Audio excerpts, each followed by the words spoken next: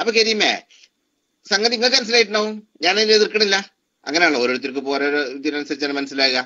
നിങ്ങൾക്ക് മനസ്സിലായിക്കണേ, എനിക്ക് 20 മനസ്സിലായിന്, ഈ ആൾക്കാർക്ക് മനസ്സിലായിട്ടില്ല, ഇത്രയും ആളുകൾക്ക് മനസ്സിലായിട്ടില്ല. നമ്മളിപ്പോ അവരോട് പ്രബോധനം നടത്താനാണ് നമ്മളിപ്പോ ബൈലക്സിക്ക് വന്നിക്കണത്. ഏത് സുന്നത്തിലേക്ക്, റസൂലുള്ളാഹിയുടെ സുന്നത്തിലേക്ക് ആളുകളെ കൈപിടിച്ച് നടത്താനുമാണ് നമ്മൾ എന്ത് ചെയ്തിട്ടുള്ളത്. നമ്മളാണിപ്പോ ബൈലക്സിൽ വന്ന് സംസാരിക്കുന്നത്. ബയ്യോൾ ഉസ്താദും നിങ്ങളും ബൈലക്സിൽ വന്നതിനാണ്. അപ്പൊ അതുകൊണ്ട് ഈ ആൾക്കാർക്ക് ഒന്നും മനസ്സിലായിട്ടില്ല. ആകെ നിങ്ങൾ നിങ്ങൾക്ക് മാത്രമേ മനസ്സിലായിട്ട്, ഈ ആൾക്കാർക്ക് ഒന്ന് മനസ്സിലാക്കി കൊടുത്താണ് പ്ലീസ്. ഈ ആൾക്കാർക്ക് നിങ്ങൾ അതൊന്ന് മനസ്സിലാക്കി കൊടുക്കുക. അതായത് തറാവിഹിന്റെ റക്അത്ത് ഈ 11 എന്ന് ആയിഷ ബീവിയുടെ ഹദീസ് കൊണ്ട് നിങ്ങൾ ഇപ്പൊ ഇവിടെ വിശദീകരിച്ച് എല്ലാവർക്കും മനസ്സിലായി. ഞങ്ങൾ പറഞ്ഞ ആർക്കും മനസ്സിലായിട്ടില്ല, ഒന്ന് മനസ്സിലാക്കി കൊടുക്കുക. ഞാൻ കാത്തിരിക്കുകയാണ്. ഓക്കെ.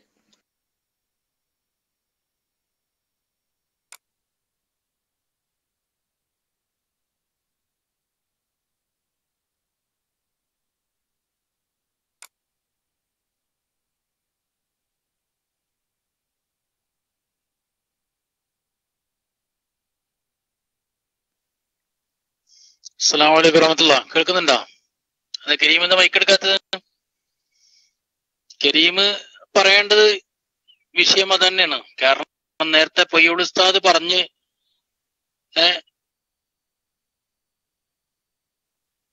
അങ്ങനെ ഈ 11 റക്അത്ത് എന്ന് പറഞ്ഞത് ഹദീസ് വഹ്മാണ്, അത് റാവിയുടെ ഒരു ധാരണാപിശകാണ് എന്ന് ഇമാമുകൾ പറഞ്ഞു.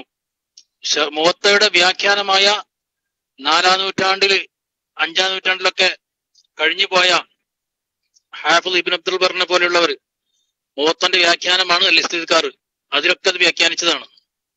സുർഖാനി 10-ാം നൂറ്റാണ്ടിന് ശേഷം 11-ലും 12-ലൊക്കെയാണ്. 4-ാം നൂറ്റാണ്ടിലും 5-ാം നൂറ്റാണ്ടിലും തന്നെ വിശദീകരിച്ചിട്ടുണ്ട്. മുവത്തന്റെ വ്യാഖ്യാനമാണ് അൽ ഇസ്തിദ്കാർ, തംഹീദ് ഒക്കെ ഇബ്നു അബ്ദുൽ ബറിന്റേതാണ്. അതിലൊക്കെ അത് വിശദീകരിച്ചിട്ടുണ്ട്.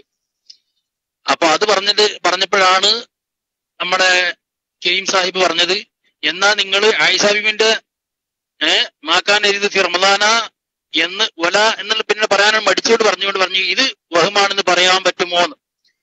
അതിന് ഞാൻ വഹമാണ് പറയണമെങ്കിൽ അതിൽ വല്ല വൈരുദ്ധ്യങ്ങൾ ഉണ്ടെങ്കിലേ പറയേണ്ടതുള്ളൂ. അത് പറയേണ്ടത് നിങ്ങളാണ്, കരീമാണ് പറയേണ്ടത്. ആ ഹദീസിൽ വല്ലതും ഉണ്ടെങ്കിൽ വഹമോ അല്ലെങ്കിൽ വൈരുദ്ധ്യമോ എന്തെങ്കിലും ഉണ്ടെങ്കിൽ അത് വ്യാഖ്യാനിക്കേണ്ടത് വിശദീകരിക്കേണ്ടത് നിങ്ങളാണ് പ്രമാണങ്ങളുടെ അടിസ്ഥാനത്തിൽ. അതുകൊണ്ട് ആ വിഷയത്തിലേക്ക് കടന്നു വരിക.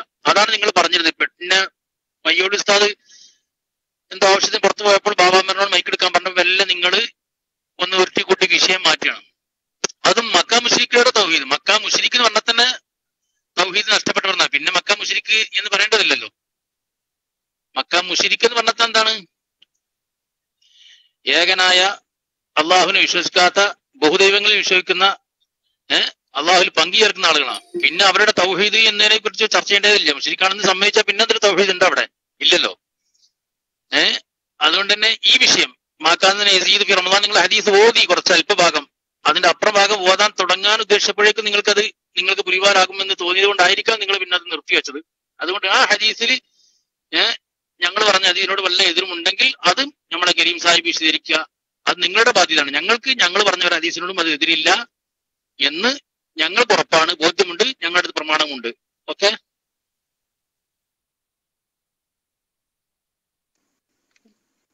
അതുസ്താദെ പിന്നെ ഉസ്താദ്, അതായത് മക്കാ മുശ്രിക്കുകളുടെ തൗഹീദ് എന്ന് പറഞ്ഞത് ബോധപൂർവം പറഞ്ഞത് തന്നെയാണ്. ബോധപൂർവമാണ് അങ്ങനെ പറഞ്ഞത്. മക്കാ മുശ്രിക്കുകളുടെ തൗഹീദ് അങ്ങനെയാണ്. വഹാബിക്ക് അങ്ങനെയാണ്. പിന്നെ പാതിരാക്ക് നട്ടുച്ചുണ്ടാവും, രാത്രി നട്ടുച്ചക്ക് എന്നൊക്കെ വഹാബി പറയാതെ മക്കാ മുശ്രിക്കുകളുടെ തൗഹീദ് അത് ഒക്കെ വഹാബിസത്തിന്റെ യോഗ്യതകളിൽ പെട്ടതാണത്. വഹാബിസത്തിന്റെ യോഗ്യതകൾപ്പെട്ടാണ്. ഇതൊക്കെ ഒന്ന് മൈക്കിലേക്ക് ജസ്റ്റ് ഒരു മിനിറ്റ്.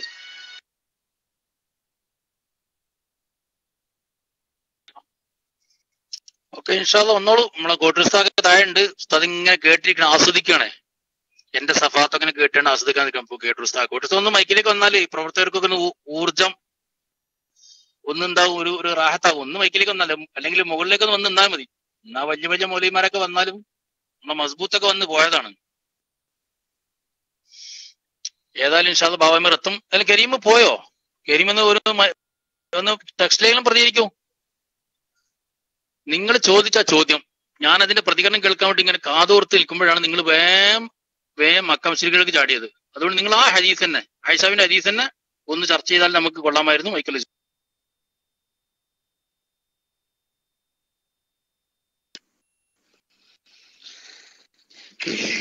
കരീമിന്റെ ചാർജ് കഴിഞ്ഞാണ് ഉസ്താദ്, നമ്മൾ പറഞ്ഞിട്ട് കാര്യമില്ല. പാവാണ് മൂപ്പര്, എന്താന്നുള്ള മൂപ്പര് ഇതിപ്പോ എനിക്കറിയാവുന്നതാണല്ലോ. അതല്ല, അത് കൊടുത്ത കുറിപ്പ് കഴിഞ്ഞു. അതായത് മൂപ്പരിപ്പം ഇന്ന് വലിയ ഈ പിന്നെ നമ്മൾ പറയല്ലോ വെൾബാട്ടി പാലിന് തുപ്പരം കിട്ടിയ മാതിരി എന്ന് പറഞ്ഞാൽ മൂപ്പരിപ്പം സാഹിബ് നസീദിന്റെ മുഖത്തിലുള്ള ഹദീസ് കിട്ടിയതാണ് മൂപ്പർക്ക്. ഇത് നമ്മളെ ഹദീസ് പണ്ഡിതരുണ്ടല്ലോ, വോട്ടൂർ ഉസ്താദ് ഇരിക്കണ പവർ ബാങ്ക് ഇല്ല ഉസ്താദ്. വഹാബിക്ക് പവർ തന്നെയല്ലേ, പിന്നെന്ത് പവർ ബാങ്കാ? പവർ തന്നെയല്ല പവർ ബാങ്ക്, പിന്നെ എവിടുന്നാ? അപ്പൊ അതൊന്നുമില്ല, അതൊന്നും വഹാബിന്റെ അടുത്തുണ്ടാവില്ല. കാരണം അതെന്താ ചിലപ്പോ അഷ്റഫ് മൗലവി കൊടുത്തൊരു ഹദീസാണ്. ഇപ്പൊ ഈ കുട്ടി എന്ത് ചെയ്യുമെന്നറിയോ? ഇവിടുന്ന് ഈ കിട്ടുന്ന കയറ്റി ചെന്നുകാണ്ട് പിന്നെ അവിടെ ചെന്നുകാണ്ട് ഐറ്റങ്ങളെ സ്വൈരം കൊടുത്തും. ഐറ്റങ്ങളെ സ്വൈരം കൊടുത്തുമ്പോ അയാൾ എന്ത് ചെയ്യും? അയാളെ തൽക്കാലം അയാളെ കാട്ടി തടി വെച്ചിലാക്കാൻ വേണ്ടിയിട്ട് എന്തെങ്കിലും ഒരു കുറിപ്പ് എഴുതി കൊടുക്കും. ആ കുറിപ്പ് എഴുതി കൊടുത്ത വെളുമ്പാട്ടി പല്ലിന് തുപ്പലം കിട്ടിയാൽ മൂപ്പർ അതേറ്റ് ഇങ്ങനെ ഇങ്ങോട്ട് വരും. അതേറ്റ് വന്നുകാണ്ട് മൂപ്പർ തന്നെ ഇവിടെ അത് ഛർദ്ദിക്കും. അത് സംഗതി ബെര്നിയിലടക്ക് പിന്നെ പൊട്ടുകയാണ്. ഇത് നീർക്കുമളയാണ്. ഇത് വഹാബിസത്തിന്റെ ആശയങ്ങൾ നീർക്കുമിളകളാണ് എന്ന് മനസ്സിലാക്കുമ്പോൾ എന്ത് ചെയ്യാണ്? ആ സാധു പല വിഷയം മാറ്റാനൊക്കെ ശ്രമിച്ചിട്ട് പരിഹാസ്യനാകുകയാണ്. കരീമെ, നെഞ്ഞത്ത് കൈവച്ച് ചിന്തിക്കും, നെഞ്ഞത്ത് കൈവച്ച് ചിന്തിക്കൂ. നിങ്ങൾ ഇപ്പോൾ ആരും ഇതാക്കിയതല്ല. പയ്യോളി ഉസ്താദ് ഇവിടെ വളരെ ഭംഗിയായിട്ടൊരു വിഷയം വിശദീകരിച്ചു കൊടുത്തത് സമൂഹത്തിനിടയിൽ ഉള്ള ഒരു പിന്നെ വഹാബികൾ വരുത്തിക്കൊണ്ടിരിക്കുന്ന ഒരു തെറ്റിദ്ധാരണയെ കുറിച്ച് ഒരു ഹദീസിന്റെ പശ്ചാത്തലത്തിൽ പയ്യോളി ഉസ്താദ് ആ വിഷയം നന്നായിട്ട് വിശദീകരിക്കുമ്പോൾ കരീം ചാടി വീണതാണ് ചോദ്യത്തിലേക്ക്. ആ ചാടി വീണ കരീമിന് ആ വിഷയവുമായി മുന്നോട്ട് പോകാൻ കഴിയുന്നില്ല. ഇതിലൊക്കെ ഞാൻ അതിന്റെ ആളാണ്. എനിക്കൊരു വിഷയം ചർച്ച ചെയ്യാനോ മുന്നോട്ട് കൊണ്ടുപോകാനോ എൻ്റെ അടുത്ത് അതിനുള്ള വിഭവങ്ങൾ ഇല്ലെങ്കിൽ ഞാൻ പറയും. നിങ്ങൾ കണ്ടിട്ടില്ല എത്രയോ പ്രാവശ്യം ഞാൻ പിന്നെ ഈ ബൈലക്സ് ക്ലാസ് റൂമിൽ ഞാൻ പറഞ്ഞിട്ടുണ്ട്, ആ വിഷയവുമായി മുന്നോട്ട് പോകാൻ എനിക്ക് കഴിയില്ല. അത് മറ്റുള്ള അതിൽ കഴിവുള്ള ഉസ്താദുമാര് വരുന്ന സമയത്ത് നമുക്ക് ചർച്ച ചെയ്യാം. അതുകൊണ്ട് പിന്നെ എന്ത് ചെയ്യാ, ഇപ്പോൾ ആ വിഷയത്തിൽ ചർച്ച ചെയ്യാൻ ഞാൻ തയ്യാറല്ല എന്ന് പറയാം. അപ്പൊ കരീമിന് തറാവീഹിന്റെ കാര്യത്തിൽ കരീം സുന്നിട്ടെങ്കിൽ പറഞ്ഞോളൂ, നിർത്തിവെച്ചെങ്കിൽ എനിക്ക് ഞാൻ വിഷയവുമായി മുന്നോട്ട് പോകാൻ കഴിയില്ലെന്ന് കരീം പറയുകയാണെങ്കിൽ നമുക്കതിൽ നിർബന്ധമൊന്നുമില്ല കരീമേ. അപ്പൊ എന്ത് ചെയ്യണോ? അപ്പൊ നിങ്ങൾ ഇവിടെ സാഹിബ് നസീദ് റളിയല്ലാഹു തആല അൻഹുവിന്റെ ഹദീസ് കൊണ്ടുവന്നതും ആയിഷ ബീവിയുടെ ഹദീസ് കൊണ്ട് തറാവീഹ് 20 റക്അത്താണ് ഇന്ന് ഇവിടെ സമർത്ഥിക്കപ്പെട്ടതും അത് അംഗീകരിച്ചേ തീരൂ. ഞാൻ മൈക്കിൾ റിലീസ് ചെയ്തു കരീമിനെ റിസാൻഡ് ചെയ്തിട്ട് ഇത്ര നേരം കരീമിനെ നിങ്ങൾ ആരും മോശക്കാരനായി പറയരുത്, കുറ്റപ്പെടുത്തരുത്. കാരണം കരീം എന്താ അടുത്ത കുറിപ്പ് വാങ്ങാൻ വേണ്ടി പോയതായിരുന്നു. കരീം പോയതായിരുന്നു. നമ്മൾ പറഞ്ഞതൊന്നും ഇപ്പൊ കരീം കേട്ടിട്ടുണ്ടാവില്ല. ഞാൻ മൈക്ക് റിലീസ് ചെയ്തു.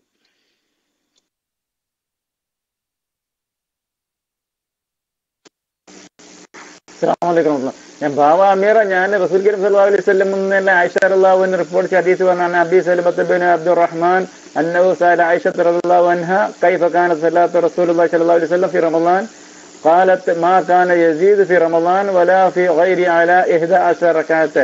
ഈ സഹീഹായ ഹദീസ് റസൂൽ കരീം സല്ലല്ലാഹു അലൈഹി വസല്ലം റിപ്പോർട്ട് ചെയ്ത ഹദീസ് ആയിഷ റളിയല്ലാഹു അൻഹ ഹദീസ് ഞങ്ങൾ 100 വട്ടം അംഗീകരിക്കുന്ന ബാവ അമീറെ കൊണ്ട് അങ്ങനെ ഈ രൂപത്തിൽ റസൂൽ കരീം സല്ലല്ലാഹു അലൈഹി വസല്ലമയിൽ നിന്ന് നിവേദനം ചെയ്യപ്പെട്ട ഒരു ഹദീസ് 23 റക്അത്താണ് കൊണ്ടുവരാൻ കഴിയുമ്പോൾ അപ്പോഴല്ലേ ബാവ അമീറ പറയേണ്ട ചർച്ച ശരിയാവുള്ളൂ. അതിൽ ബാവ അമീറെ കൊണ്ട് കഴിയില്ല എന്ന് ഞാൻ 100 വട്ടം പറയുന്നു. അസ്സലാമു അലൈക്കും വറഹ്മത്തുള്ളാഹി.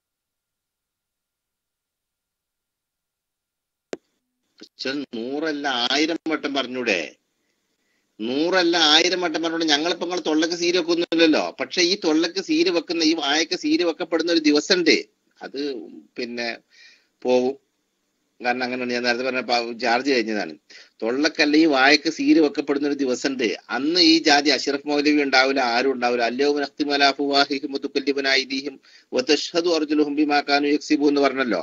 അന്നത്തെ ദിവസത്തെ പേടിക്കുന്നത് കൊണ്ടാണ് ഞങ്ങൾക്ക് അങ്ങനെ ഒന്നും പറയാൻ കഴിയാത്തത്. ഇവിടെ പറഞ്ഞു കരീം പറഞ്ഞത് എന്താണ്? കരീം പറഞ്ഞത് ആയിഷ ബീവി റളിയല്ലാഹു തആല അൻഹയോട് ചോദിച്ചു. ആയിഷ ബീവി റളിയല്ലാഹു തആല അൻഹയോട് ചോദിച്ചപ്പോൾ ആയിഷ ബീവി പറഞ്ഞു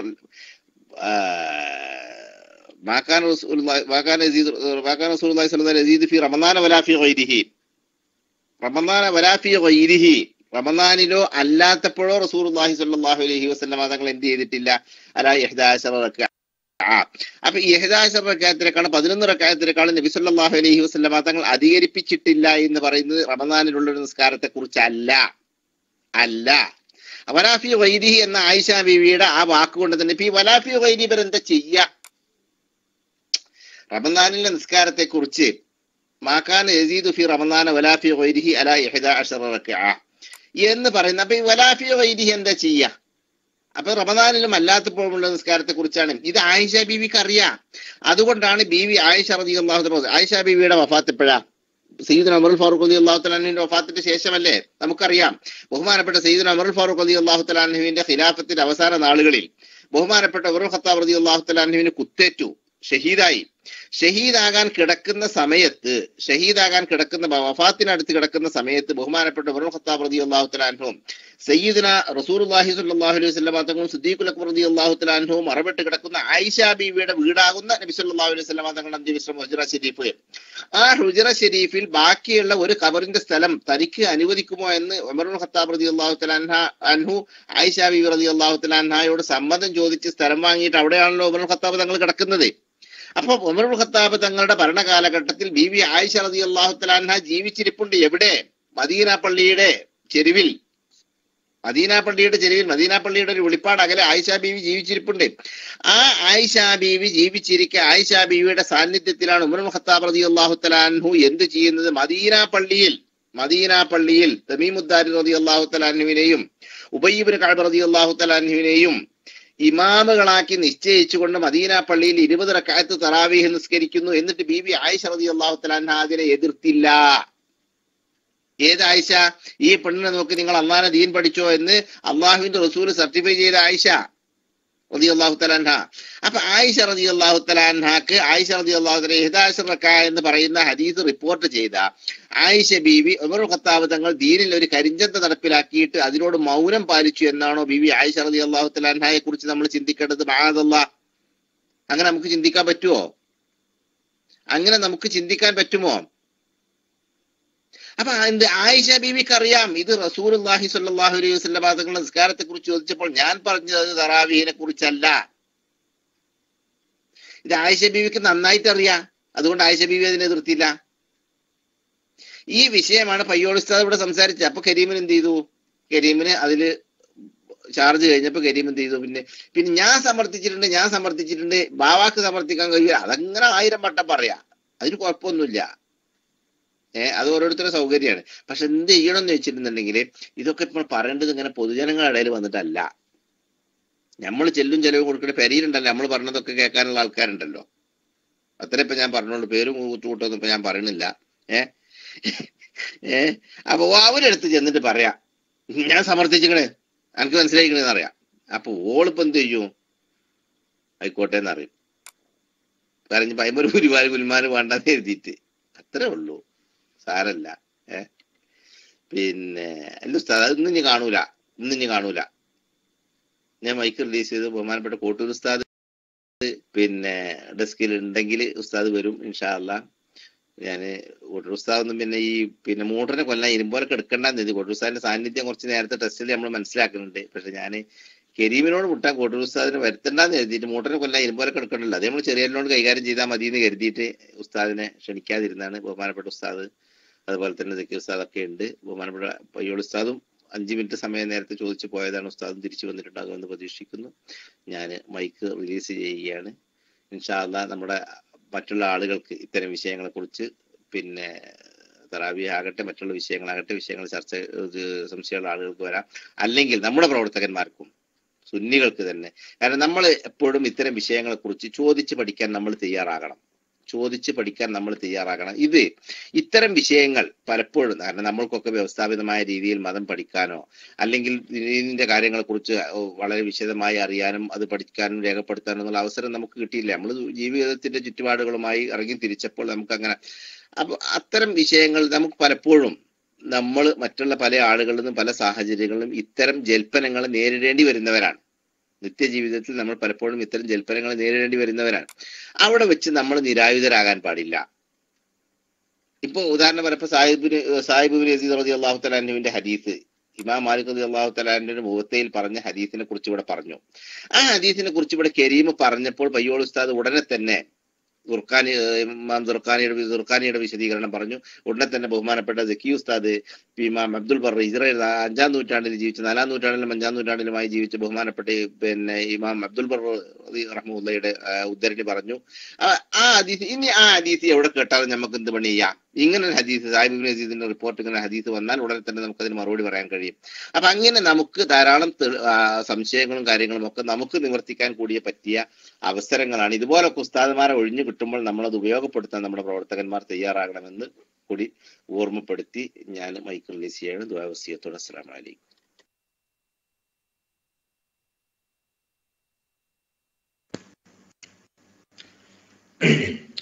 അസ്സലാമു അലൈക്കും വറഹ്മത്തുള്ളാഹി വബറകാതുഹു. മാഷാ അല്ലാഹ് മാഷാ അല്ലാഹ് ബറകല്ലാഹു ജസാക്കുമുല്ലാഹു ഖൈറൻ.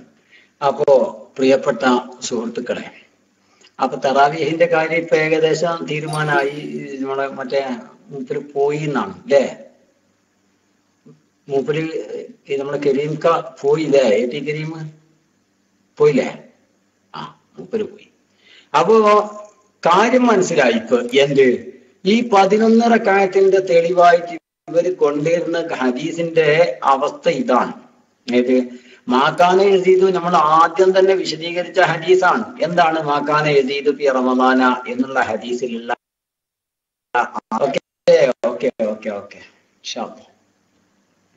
അപ്പോ ആ ഹദീസിന്റെ ആകത്തുക എന്താണ്? ഇമാമിങ്ങളെ മാറ്റി വെച്ച് ആ ഹദീസ് നോക്കിക്കഴിഞ്ഞാൽ എങ്ങനെയാ കിട്ടുക? ആ അവസ്ഥ നമ്മൾ ആദ്യം തന്നെ പറഞ്ഞതാണ്. പിന്നെ കൊണ്ടുവന്ന ഹദീസാണ് ഏത് 11ന്റെ മറ്റൊരു ഹദീസ്. ആ ഹദീസിനെ കുറിച്ചും ചർച്ച കഴിഞ്ഞു. അതോടുകൂടെ തന്നെ നമുക്ക് പറയാനുള്ളത് വഹാബികളോട് അവരുടെ നേതാക്കളായ ഇബ്നു ജബരീൻ ആവട്ടെ, ഇബ്നു ഉസൈമീൻ ആവട്ടെ, പിന്നെ ഇബ്നു അബ്ദുൽ വഹാബ് ആവട്ടെ, ആരാവട്ടെ, എല്ലാരും പറഞ്ഞിരിക്കുന്നത് 20 റക്അത്ത് നിസ്കരിക്കാൻ ആണ് അവരൊക്കെ നിർദ്ദേശിച്ചിരിക്കുന്നത് എന്ന ഭാഗവും നമ്മൾ വിശദീകരിച്ചു കഴിഞ്ഞു. മാഷാ അല്ലാഹ് എല്ലാവർക്കും വിഷയങ്ങൾ ബോധ്യപ്പെട്ടിട്ടുണ്ടാകും എന്ന് പ്രതീക്ഷിക്കുന്നു.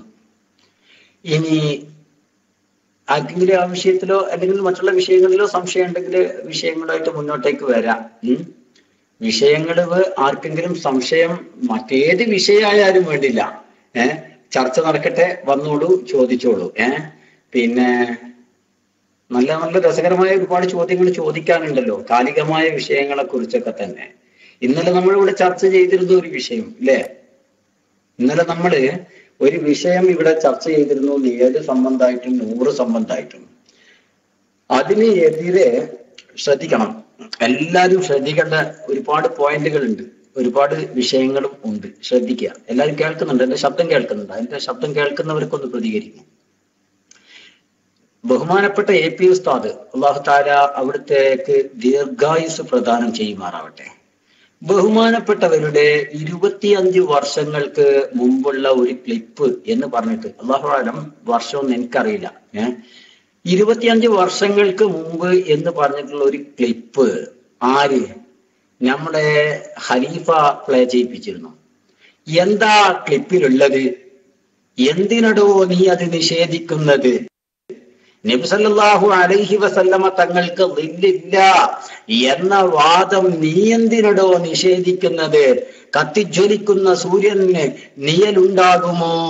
ഇല്ല. അതുകൊണ്ട് തന്നെ അതിനേക്കാളും പ്രകാശത്തിന്റെ ഉറവിടമായ മുത്ത് റസൂലുള്ളാഹിക്ക് നിഴലില്ല എന്ന് പറയുമ്പോ നീ എന്തിനതിനെ വിമർശിക്കാൻ നടക്കുന്നു എന്ന് ചോദിച്ചിട്ടുള്ള ബഹുമാനപ്പെട്ട AP ഉസ്താദിന്റെ ഒരു ക്ലിപ്പ്. ഇപ്പൊ എന്തായി? AP ഉസ്താദ് നിഴലുണ്ട് എന്ന് പറയുന്നു, പൊന്മുള ഉസ്താദ് നിഴലില്ല എന്ന് പറയുന്നു.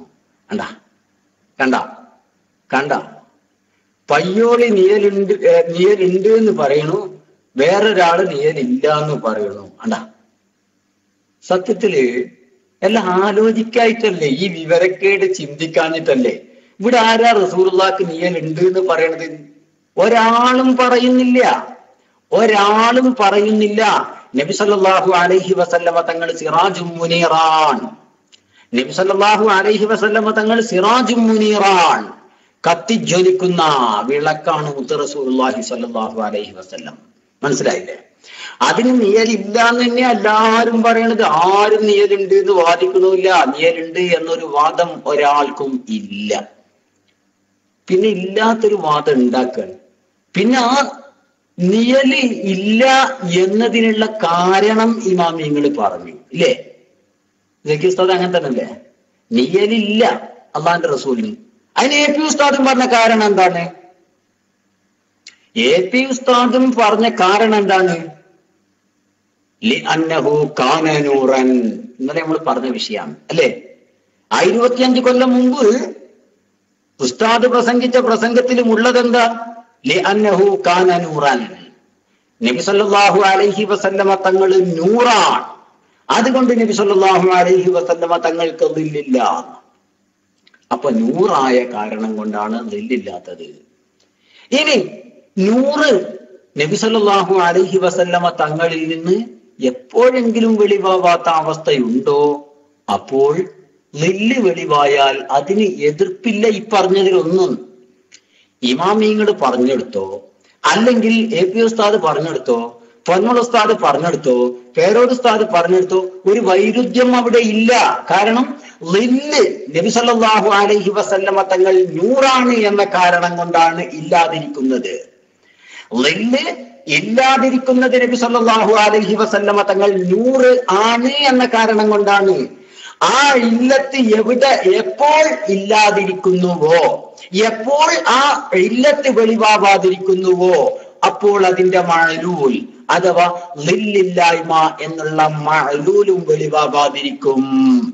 ഇത് അടിസ്ഥാന തത്വം മനസ്സിലാക്കാഞ്ഞിട്ടാണ്. ഇല്ലത്ത് വെളിവാകാതിരിക്കുമ്പോൾ മഅലൂലും വെളിവാകുകയില്ല.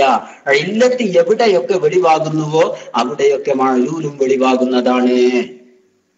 ഇതെല്ലാവർക്കും അറിയാവുന്ന ഒരു യാഥാർത്ഥ്യമാണ്. ഇതാർക്കും മനസ്സിലാവുകയല്ല. നിങ്ങൾക്ക് ഈ വിഷയത്തിൽ ആർക്കെങ്കിലും മനസ്സിലാവാത്ത വല്ല ഖഫ ഉണ്ടോ?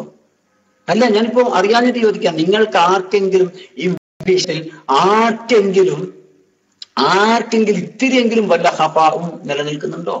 ആർക്കും ഉണ്ടാവില്ല. കാരണം എന്തുകൊണ്ട്? അല്ലാഹു റസൂൽ സല്ലല്ലാഹു അലൈഹി വസല്ലമ തങ്ങൾ നൂറാണ്. നൂറായ കാരണം കൊണ്ടാണ് നബി തങ്ങൾക്ക് ദില്ലില്ലാതിരിക്കുന്നത്. ഇത് എല്ലാ ഇമാമിങ്ങളും വിശദീകരിച്ച ഒരു യാഥാർത്ഥ്യമാണ്. എങ്കിൽ ആ നൂറ് ഇല്ലാത്ത ഒരു അവസ്ഥ, നൂറ് വെളിവാവാത്ത ഒരവസ്ഥ, ഇല്ലാത്ത എന്നല്ല, നൂറ് വെളിവാവാത്ത ഒരു അവസ്ഥ ബഹുമാനപ്പെട്ട ആയിഷ ബീവി പറയുന്നുണ്ട്. ഇനി യുക്തി കൊണ്ട് നമ്മൾക്കൊന്ന് ചിന്തിക്കുക. യുക്തി ഇന്നലെ ഹദീസൊക്കെ പറഞ്ഞു നമ്മളതിന്. നൂറ് വെളിവായിട്ടില്ലാത്ത അവസ്ഥ ഉണ്ടായിട്ടുണ്ട് എന്ന് ഇന്നലെ സഹീഹുൽ ബുഖാരിയിലെ 369 നമ്പർ ഹദീസിനെ തന്നെ ഉദ്ധരിച്ചുകൊണ്ട് നമ്മളത് പറഞ്ഞിട്ടുണ്ട്. ശരി, ഇനി നമുക്കൊന്ന് ചിന്തിക്കാം. ഇതേ ആയിഷ ബീവി ഞാൻ ഇന്നലെ തന്നെ പറഞ്ഞൊരു ഹദീസാണ് കൻസുൽ ഉമ്മാലിലുള്ള ഹദീസ്. എന്താണ് ഹദീസ്? ആ സൂചി നോക്ക്, സൂചി വീണുപോയ ഹദീസ്. നബി സല്ലല്ലാഹു അലൈഹി വസല്ലം തങ്ങളുടെ ശുആഉൽ വജ്ഹ്, മുഖത്തിന്റെ ആ പ്രഭ കിരണങ്ങൾ, ആ കിരണങ്ങളെ കൊണ്ട്, ആ കിരണങ്ങൾ കാരണം സൂചി കണ്ടെത്തി എന്ന് പറഞ്ഞ ആയിഷ ബീവി, അങ്ങനത്തെ റസൂലുള്ളാഹി സ്വല്ലല്ലാഹു അലൈഹി വസല്ലമ തങ്ങള് ഇങ്ങനെ എനി ടൈം ഈ പ്രകാശം മുഖത്തുണ്ടെങ്കിൽ, ഇങ്ങനെ സൂചി അടക്കം വ്യക്തമായി ഇരുട്ടുള്ള മുറിയിൽ കാണുന്ന പ്രകാശം അള്ളാഹുവിന്റെ റസൂലിന് എനി ടൈം ഉണ്ടായിരുന്നു എങ്കിൽ, ശ്രദ്ധിക്കണേ, നബി മദീനയിലേക്ക് ഹിജറ പോയത് രാത്രിയിലല്ലേ? അല്ലേ? അള്ളാഹുവിന്റെ റസൂൽ മദീനയിലേക്ക് ഹിജറ പോയത് രാത്രിയിലല്ലേ? എന്തായിരിക്കും അവസ്ഥ? ഈ പാതിരാത്രിയിൽ അള്ളാഹുവിന്റെ റസൂൽ ഇങ്ങനെ വെട്ടിത്തിളങ്ങിയിട്ട് ഇങ്ങനെ ശത്രുക്കൾ എളുപ്പം പിടിക്കൂലേ? അതിനേക്കാളും നല്ല റസൂലുള്ളാഹി ഇങ്ങനെ വെട്ടിത്തിളങ്ങുന്ന റസൂലുള്ളാഹിയാണെങ്കിൽ, ഈ എനി ടൈം അങ്ങനെയാണെങ്കിൽ, എനി ടൈം അങ്ങനെയാണെങ്കിൽ പകലായിരിക്കും അല്ലേ? കാരണം ശത്രുക്കൾ പിടികൂടാതിരിക്കാൻ ഏറ്റവും നല്ലത്. ഇത് രാത്രിയാകുമ്പോ ഇങ്ങനെ വെട്ടിത്തിളങ്ങുന്ന പ്രവാചക സല്ലല്ലാഹു അലൈഹി വസല്ലമ തങ്ങൾക്ക് സഞ്ചരിക്കാൻ കഴിയില്ലായിരുന്നു. അപ്പോ ആ സമയത്ത് ഈ സൂചി കണ്ടെത്താൻ പറ്റിയ ആ പ്രകാശം അല്ലാഹുവിന്റെ റസൂൽ സല്ലല്ലാഹു അലൈഹി വസല്ലമ തങ്ങൾക്ക് ആ സമയത്ത് വെളിവായിട്ടില്ല.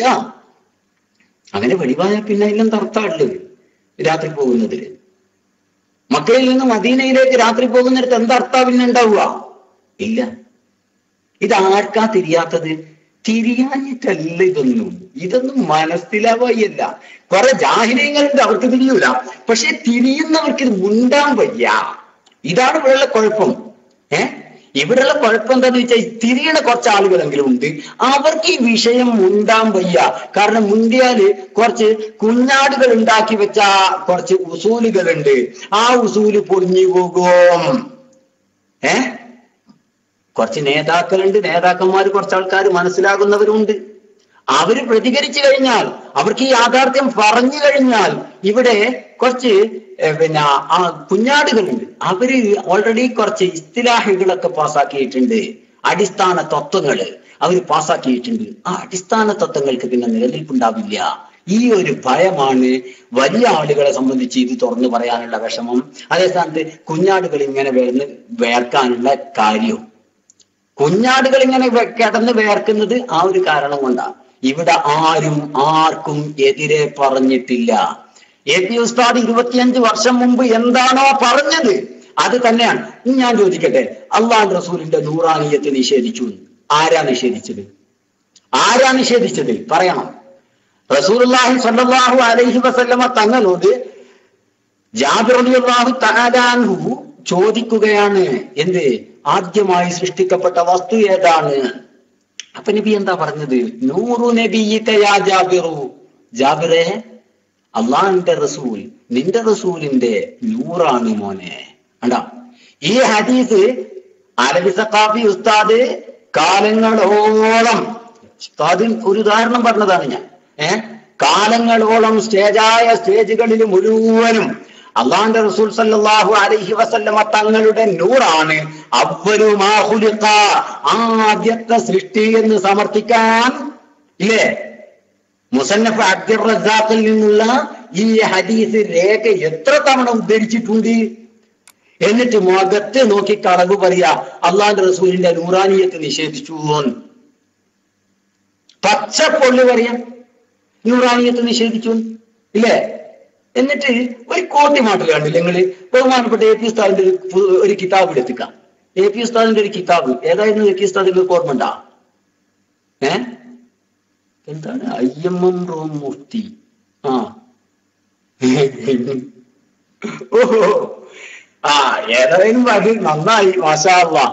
അല്ലാഹു തആല എല്ലാവർക്കും ബർക്കത്ത് പ്രദാനം ചെയ്യുമാറാകട്ടെ. വിവരക്കേടെ കാവ. പക്ഷെ എന്താ ചെയ്യേണ്ടത് അറിയോ? ശ്രദ്ധിക്കുക. ബഹുമാനപ്പെട്ട AP ഉസ്താദിന്റെ ഒരു കിതാബ് എടുത്തുദ്ധരിച്ചുകൊണ്ട്, AP ഉസ്താദിന്റെ ഒരു കിതാബ് എടുത്തുദ്ധരിച്ചുകൊണ്ട് പറയാം, AP ഉസ്താദ് കാലങ്ങൾക്ക് മുമ്പ് എഴുതിയിട്ടുണ്ട്, എന്ത്? നബി തങ്ങൾക്ക് നൂറുണ്ട്, അതില്ല. ശരിയല്ലേ? ആരാ ഇവിടെ അത് നിഷേധിക്കുന്നത്? ആരും അത് നിഷേധിക്കുന്നില്ലല്ലോ. ശരിക്കും മനസ്സിലാവണം, ആരും അത് നിഷേധിക്കുന്നില്ല. എഴുതിയ AP ഉസ്താദിനും അറിയാം. നിങ്ങൾ നോക്ക്, AP ഉസ്താദ് ഇപ്പൊ അതിലില്ലേ? AP ഉസ്താദും എന്നിട്ട് ഈ പൊന്മുള ഉസ്താദും ഒരേ വേദിയിലായിരിക്കുന്നു. കാരണം AP ഉസ്താദിന് എതിരെയാണ് പൊന്മുള ഉസ്താദ് പറഞ്ഞതെങ്കിൽ അവർ തമ്മിലല്ലേ പ്രശ്നം ഉണ്ടാവുക. അത് പറഞ്ഞ പൊന്മുള ഉസ്താദിനും അറിയാം, എഴുതിയ AP ഉസ്താദിനും അറിയാം. പിന്നീട് ആർക്കാ വിഷമം? ആർക്കാ തിരിയാത്തത്? തിരിയാത്തത് കുറച്ച് പാട് ജാഹലിയങ്ങൾക്ക്. അതിനിപ്പോ ഞങ്ങൾ എന്ത് ചെയ്യാനാ? എഴുതിയ AP ഉസ്താദിനും അറിയാം, പറഞ്ഞിട്ടുള്ള പൊന്മുള ഉസ്താദിനും അറിയാം. അവർ രണ്ടുപേരും ഒരേ വേദിയിൽ, ഒരേ സംഘടനയ്ക്ക് കീഴിൽ, ഈ രണ്ടുപേരും ഒരേ കൊടിക്കീഴിലിരിക്കുന്നു. കാരണം അവർക്ക് പ്രശ്നമില്ല. കാരണം രണ്ടുപേർക്കും അറിയാം ഞങ്ങൾ എന്തായി പറഞ്ഞിട്ടുള്ളതെന്ന്. കാരണം അവര് പറഞ്ഞത് എന്താണെന്ന് മനസ്സിലാക്കാൻ കഴിയാത്ത ഒരു വിഭാഗം ജാഹിലീങ്ങളാണ് വിഷയം. എന്നാൽ അവരോടും നമ്മൾ മനസ്സിലാക്കി കൊടുക്കാൻ വേണ്ടി പറയാണ്, ബഹുമാനപ്പെട്ട AP ഉസ്താദ് എന്താണോ പറഞ്ഞത് അത് ഹക്കാണ്. പൊന്മുള ഉസ്താദ് പറഞ്ഞത് തെറ്റാണെന്ന് അതിന്റെ അർത്ഥം അല്ല. പൊന്മുള ഉസ്താദ് AP ഉസ്താദ് പറഞ്ഞതേ പറഞ്ഞിട്ടുള്ളൂ. അതാണ് യാഥാർത്ഥ്യം. മനസ്സിലായില്ലേ? മനസ്സിലായില്ലേ? പൊന്മുള ഉസ്താദ് AP ഉസ്താദ് പറഞ്ഞതേ പറഞ്ഞിട്ടുള്ളൂ. അതെങ്ങനെയാ പയ്യോളി? ആ ചോദ്യം അതെങ്ങനെയാ പയ്യോളി? പൊന്മുള ഉസ്താദ് AP ഉസ്താദ് പറഞ്ഞതേ പറഞ്ഞിട്ടുള്ളൂ. AP ഉസ്താദ് നിയലുണ്ടാവില്ല, അള്ളാന്റെ റസൂലിന് നിയലുണ്ടാവില്ല. കാരണം അന്നഹു കാന നൂറാൻ, നബി തങ്ങളെ നൂറാൻ എന്ന് പറഞ്ഞിട്ടുണ്ട്. എന്നാ പൊന്മുള ഉസ്താദ് എന്താ പറഞ്ഞ്? നബി നൂറല്ല എന്ന് പറഞ്ഞിട്ടുണ്ടോ? എന്നാ കൊണ്ടുപോവാങ്ങള്. നബിക്ക് നിയലുണ്ടാകും എന്ന് പറഞ്ഞിട്ടുണ്ടോ? എന്നാൽ ആ തെളിവും കൊണ്ടുപോവാ. അല്ലെങ്കിൽ വേറെ ഉസ്താദ് പറഞ്ഞിട്ടുണ്ടോ നിയലുണ്ടാകുമെന്ന്? ഇല്ല. പിന്നെന്താ പറഞ്ഞത്? നബി സല്ലല്ലാഹു അലൈഹി വസല്ലം തങ്ങളെ നൂറാൻ. ആ നൂറാനിയത്ത് എപ്പോഴൊക്കെ വെളിവാകുന്നുവോ അപ്പോഴൊന്നും വെളിവാകൂല. ഇതാണ് പൊന്മുള ഉസ്താദും AP ഉസ്താദും പേരോട് ഉസ്താദും ഒക്കെയും പറയുന്നത്. പിന്നെ ഈ നൂറാനിയത്ത് എന്ന പ്രത്യേകത വെളിവാകാത്ത അവസ്ഥയിൽ വെളിവാകുന്നതിന് ഇതിന് എതിർപ്പില്ല എന്നാ പറയുന്നത്.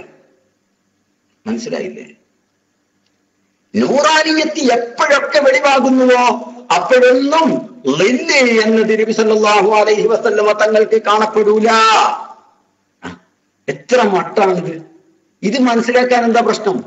നബി സല്ലല്ലാഹു അലൈഹി വസല്ലമ തങ്ങളുടെ നൂറാനിയത്ത് എന്ന പ്രത്യേകത എപ്പോഴൊക്കെ വെളിവാകുന്നുവോ അപ്പോഴൊന്നും നബി തങ്ങൾക്ക് ളില്ല് കാണപ്പെടൂല.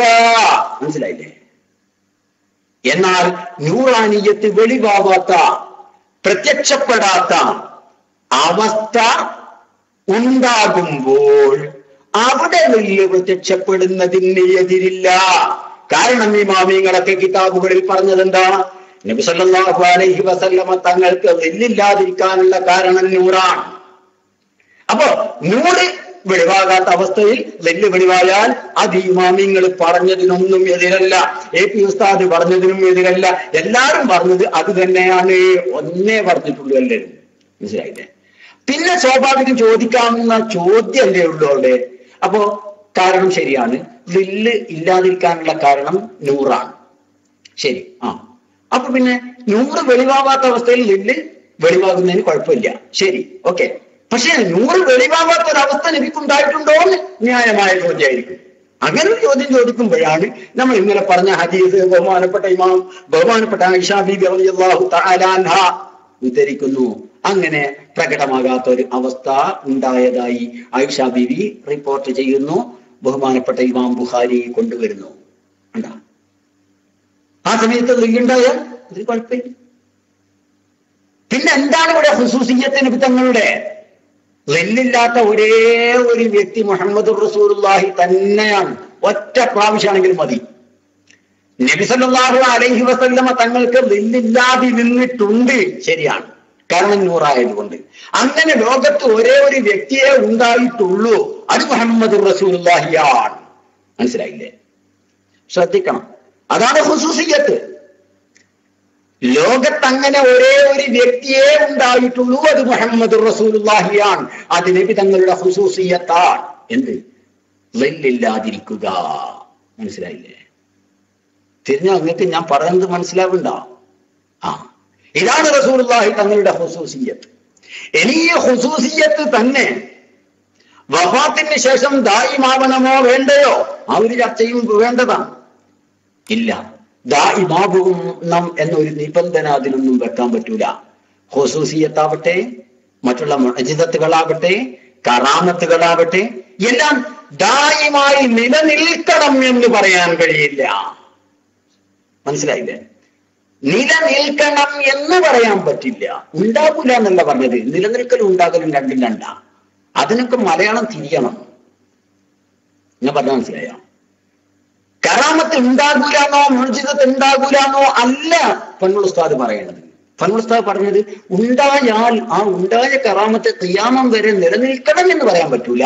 അതെന്തിനു മാത്രം അവകാശപ്പെട്ടതാണ്? ഖുർആനുൽ കരീമിന് മാത്രം അവകാശപ്പെട്ടതാണ്. ഖിയാമത്ത് നാൾ വരെ നിലനിൽക്കണം എന്ന നിബന്ധന ഖുർആനിന് മാത്രമുള്ളതാണ്. ഉണ്ടാകാം മുഅ്ജിസത്തുകൾ, പ്രത്യക്ഷപ്പെടാം. ഇനി ഉണ്ടായാൽ അതിന് മുഅ്ജിസത്ത് എന്ന് പറയാൻ പറ്റുമെങ്കിൽ അത് വേറെ ഒരു ചർച്ച. ഇസ്തിലാഹുകൾ അനവധിയാണ്, ഞാൻ അതിലേക്കല്ല പോകുന്നത്. ഉണ്ടാവാം, ഉണ്ടായാൽ തന്നെ അത് ഖിയാമത്ത് നാൾ വരെ നിലനിൽക്കാൻ പറ്റൂടെ? ഖിയാമത്ത് നാൾ വരെ നിലനിൽക്കുക എന്ന നിബന്ധന ഖുർആനിന് മാത്രമാണ്. അത് അഹ്ലുസുന്ന വൽ ജമാഅത്തിന്റെ എല്ലാ ഇമാമിങ്ങളും പറഞ്ഞതാണ്. മുസ്തമിറാവുക എന്നാണ്, അഥവാ നിലനിൽക്കുക, സ്ഥിരമായി നിൽക്കുക എന്നത് ഖുർആനിന് മാത്രമുള്ള പ്രത്യേകത. ഞാൻ പറഞ്ഞത് മനസ്സിലായിട്ടുണ്ടാകും എന്ന് പ്രതീക്ഷിക്കുന്നു. അപ്പോ ഖിയാമത്ത് നാൾ വരെ നിലനിൽക്കുക എന്നത് ഖുർആനില്ലാത്ത ഒരൊറ്റ മുഅ്ജിസത്തിനും ആ ഒരു അവകാശവാദം ഇല്ല. ഖുർആനിലും ഇല്ല, ഹദീസിലും ഇല്ല, ഇമാമിങ്ങളും പറഞ്ഞിട്ടില്ല. മറിച്ച് ഉണ്ടാകാൻ പറ്റുമോ? തജദ്ദുദ് ഉണ്ടാകാൻ പറ്റുമോ? ഉണ്ടാവാം, അതിന് കുഴപ്പമൊന്നുമില്ല. തജദ്ദുദ് ഉണ്ടാകുന്നതിന് എന്താ കുഴപ്പം? അതെ, ആ ബഹുമാനപ്പെട്ട ഉസ്താദ് പറഞ്ഞിട്ടുണ്ട്. ജക്കി ഉസ്താദ് കണ്ടില്ലേ? തജദ്ദുദുൽ മുഅ്ജിസ വൽ കറാമ തകൂനു ഹത്തൽ ഖിയാമ. ഉണ്ടോ? പുതിയ പുതിയ മുഅ്ജിസത്തുകൾ ഇങ്ങനെ ഉണ്ടായിക്കൊണ്ടിരിക്കുക, കറാമത്തുകൾ ഇങ്ങനെ പുതിയതിങ്ങനെ ഉണ്ടായിക്കൊണ്ടിരിക്കുക. അതിന് എതിർപ്പില്ല. ഇവിടെ സുന്നത്ത് ജമാഅത്ത് പറയുന്നത് അതല്ലേ, മുഅ്ജിസത്തുകൾ ഉണ്ടാവും, കറാമത്ത് ഉണ്ടാവും. പക്ഷെ ഉണ്ടായാൽ ദായിമാവണമോ ഖിയാമത്തിനാൾ വരെ? നോ, അങ്ങനെ ഒരു ദായിമായാലും എതിരില്ല. പക്ഷെ ദായിമാവണം എന്നൊരു നിബന്ധന ഖുർആനിന് മാത്രമാണ്. ബാക്കിയൊക്കെ ദായിമാവണം എന്നൊരു നിബന്ധനയില്ലാത്തതാണ്. ഇതെല്ലാവരും പറഞ്ഞൊരു വിഷയമാണ്, ഇതെല്ലാവർക്കും മനസ്സിലായതുമാണ്. ഇനി മനസ്സിലാവാത്ത ആരെങ്കിലും ഉണ്ടോ? കാരണം ജനങ്ങൾ പല വിധേനയാണ്. അമിത ബുദ്ധിയുള്ള ആളുകളുണ്ടാവും, മിതബുദ്ധിയുള്ള ആളുകളുണ്ടാവും, മന്ദബുദ്ധികളായ ആളുകളുണ്ടാവും. നമുക്ക് എല്ലാരെയും പരിഗണിച്ചേ പറ്റൂ. അതുകൊണ്ട് മിതബുദ്ധിയുള്ള ആളുകൾക്കൊക്കെ വ്യക്തമാവാൻ ഇത്രയും മതിയാകും. ഇനി മന്ദബുദ്ധികൾ ആരെങ്കിലും ഉണ്ടെങ്കിൽ മൈക്കിലേക്ക് വരും ചെയ്യാം, ചോദിക്കുകയും ചെയ്യാം. അർച്ചോനെ ഞാൻ പറഞ്ഞു പേച്ചൂല്ലേ? കാരണം ഇനിയിപ്പോ അർച്ചോനെ ഞാനിപ്പോ മൈക്കെടുത്ത് ചോദിച്ചു കഴിഞ്ഞാൽ മന്ദബുദ്ധിയാണ് ആയിപ്പോകല്ലോ എന്നുള്ള തെറ്റ്. അങ്ങനെ ഞാൻ തിരുത്താം, ആർക്ക് വേണമെങ്കിലും ചോദിക്കാം. ഇനിയിപ്പോ മന്ദബുദ്ധികൾ ആരെങ്കിലും ഉണ്ടെങ്കിൽ ഒരു മൈക്കിലേക്ക് വരാന്ന് പറഞ്ഞാൽ ഒരൊറ്റ കുറ്റിയും ഇനി വരൂലല്ലോ. അതുകൊണ്ട് ഞാനത് തിരുത്താണ്, പിൻവലിക്കുകയാണ്. നിങ്ങൾക്ക് ആർക്ക് വേണമെങ്കിലും സംശയമുള്ളവർക്കൊക്കെ ഇനിയും ചോദിക്കാവുന്നതാണ്. അതേ വിഷയത്തെക്കുറിച്ച് തന്നെ ഇൻഷാ അല്ലാഹ് ഇലാ യൗമിൽ ഖിയാമ, ഖിയാമത്ത് നാൾ വരേക്കും, നാളെ മഹ്ശറയിലും ഈ വിഷയം ഇങ്ങനെ തന്നെ പറയും ഇൻഷാ അല്ലാഹ്. ഇമാമിങ്ങളുടെ ഗ്രന്ഥങ്ങളാണ് ഞങ്ങളെ ഈ വിഷയം പറയാൻ പ്രേരിപ്പിക്കുന്നത്. മനസ്സിലായില്ലേ? ഇൻഷാ അല്ലാഹ് ആരെങ്കിലും വന്നോളൂ, ഇല്ലെങ്കിൽ ഇൻഷാ അല്ലാഹ് പ്രവർത്തകന്മാര് മൈക്കിലേക്ക് വന്നോളൂ. ഞാൻ മൈക്ക് റിലീസ് ചെയ്യുന്നു. അസ്സലാമു അലൈക്കും.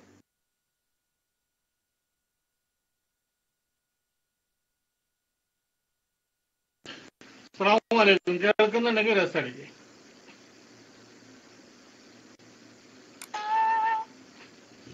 ഓക്കെ. നിങ്ങൾ എന്ത് വിളിച്ചിട്ടുണ്ടെങ്കിലും വരാൻ ഉദ്ദേശിച്ച ആൾക്കാർ മൈക്കിലേക്ക് വരും. കാരണം എന്താ വെച്ചാൽ നിങ്ങളിൽ നിന്ന് നല്ല പ്രതികരണം ഒന്നും പ്രതീക്ഷിച്ചുകൊണ്ടല്ല ഒരു കാലത്തും ഞങ്ങളൊന്നും മൈക്കിലേക്ക് വരുന്നത്. അപ്പൊ മന്ദബുദ്ധി, ജാഹില് എന്നൊക്കെ നിങ്ങൾ വിളിച്ചോളി. അതൊക്കെ പിന്നെ ഞങ്ങൾക്ക് വിഷയമുള്ള കാര്യമല്ല. ഞങ്ങളെ സംബന്ധിച്ചിടത്തോളം ചോദ്യങ്ങളാണ് ചോദിക്കാറ്. ഇവിടെ രണ്ട് ചോദ്യങ്ങളാണ്. ഒന്ന് വ്യക്തിപരമായിട്ട് പയ്യോളി ഉസ്താദിനോടുള്ള ചോദ്യമാണ്, ഒന്ന് ആദർശപരമായിട്ടുള്ള ഒരു ചോദ്യമാണ്. അതായത് ഇത്രയും അറിവും പക്വതയും ആ സംസാരത്തിന്റെ ശൈലിയും ഒക്കെയുള്ള നിങ്ങൾ, അറിവുണ്ട്, കിതാബ് വായിക്കാനും അറിയുന്നുണ്ട്, ഇത്രത്തോളം ഇതിനെ കുറിച്ച് കണ്ട് ഇങ്ങനെ പറയുമ്പോ എനിക്ക് ചോദിക്കാനുള്ളത്, എള്ള ഉണങ്ങുന്നത് എണ്ണക്ക് വേണ്ടിയിട്ടാണ്, പക്ഷെ ഈ പിണ്ണാക്ക് ഉണങ്ങുന്നത് എന്തിനു വേണ്ടിയിട്ടാണെന്ന് ചിന്തിച്ചുകൂടെ എന്നുള്ള ഒരു ചോദ്യമാണ് ഒന്ന് പയ്യോളി ഉസ്താദിനോട് വ്യക്തിപരമായിട്ട് ചോദിക്കാനുള്ളത്. നിങ്ങൾക്ക് മനസ്സിലായി കാണും. രണ്ട്, എനിക്ക് ചോദിക്കാണ്ട് ആ സഹോദരന്, ഒരു സഹോദരൻ, എന്താ എന്റെ പേര് എനിക്ക് ഓർമ്മയിലില്ല, ഓർമ്മയിൽ വെക്കേണ്ട ആവശ്യമില്ല, ആ സുഹൃത്ത് പൊന്മള ഉസ്താദിനെ വിളിച്ച് ചോദിച്ച ഒരു ചോദ്യമുണ്ട്. ആ ചോദ്യം എന്ന് പറഞ്ഞാൽ എന്താ വെച്ചാൽ എത്ര ന്യായീകരിച്ചാലും ആ കേസറ്റ് ഇവിടെ ഉള്ളിടത്തോളം കാലങ്ങൾക്ക് അത് വിശദീകരിക്കാൻ കഴിയൂല. പിന്നെ അപ്പൊ ചോദിക്കുന്നത് എന്താന്ന് വെച്ചാൽ AP ഉസ്താദ് അള്ളാഹുവിന്റെ റസൂലിന്റെ പിന്നെ മുടി അത് കത്തുകയില്ല എന്ന് പറയുന്നത് ഞാൻ കേട്ടിട്ടുണ്ട് എന്ന് കൃത്യമായിട്ട് പൊന്മളയോട് പറയാൻ. ഇതിന് മറുപടിയായിട്ട് പൊന്മള ഉസ്താദ് പറയുന്ന ആ വാക്കുണ്ട്, എന്ത്? AP ഉസ്താദിന്റെ ആ വാക്കിനോട് ഞാൻ യോജിക്കുന്നില്ല എന്നുള്ളത്. അത് ഏത് വാക്കിനോടാണ് പൊന്മള ഉസ്താദ് യോജിക്കാത്തത് എന്ന് എനിക്ക് മനസ്സിലായിട്ടില്ല. അതൊന്ന് വിശദീകരിച്ച് തന്നാൽ നന്നായിരുന്നു. മൈക്കറങ്ങി.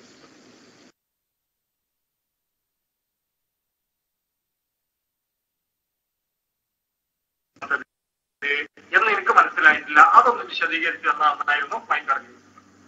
അസ്സലാമു അലൈക്കും വറഹ്മത്തുള്ളാഹി വബറകാതുഹു. മുസ്തഫ, ഒരു മിനിറ്റ്, ഇത് ഞങ്ങള് തമ്മിലുള്ള വിഷയമാണ്. ഇതിൽ നിങ്ങൾക്ക് എന്താ കാര്യം? ഞാനതുകൊണ്ടല്ലേ വൈദ്യാതിരുന്ന്.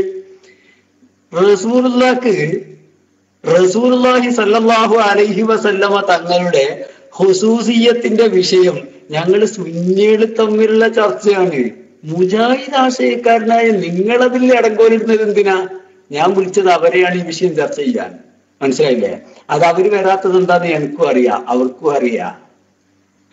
നിങ്ങൾക്ക് ഇതിനെ ഇത് ഇല്ല എന്ന് പറയുന്നതിനെ നിങ്ങൾ വിമർശിക്കല്ലേ?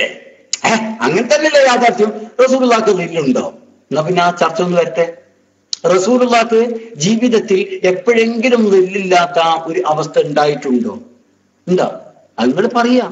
നിങ്ങൾ അംഗീകരിക്കുന്നുണ്ടെങ്കിലല്ലേ നമ്മളതിനെ കുറിച്ച് ചർച്ച ചെയ്യേണ്ടതുള്ളൂ.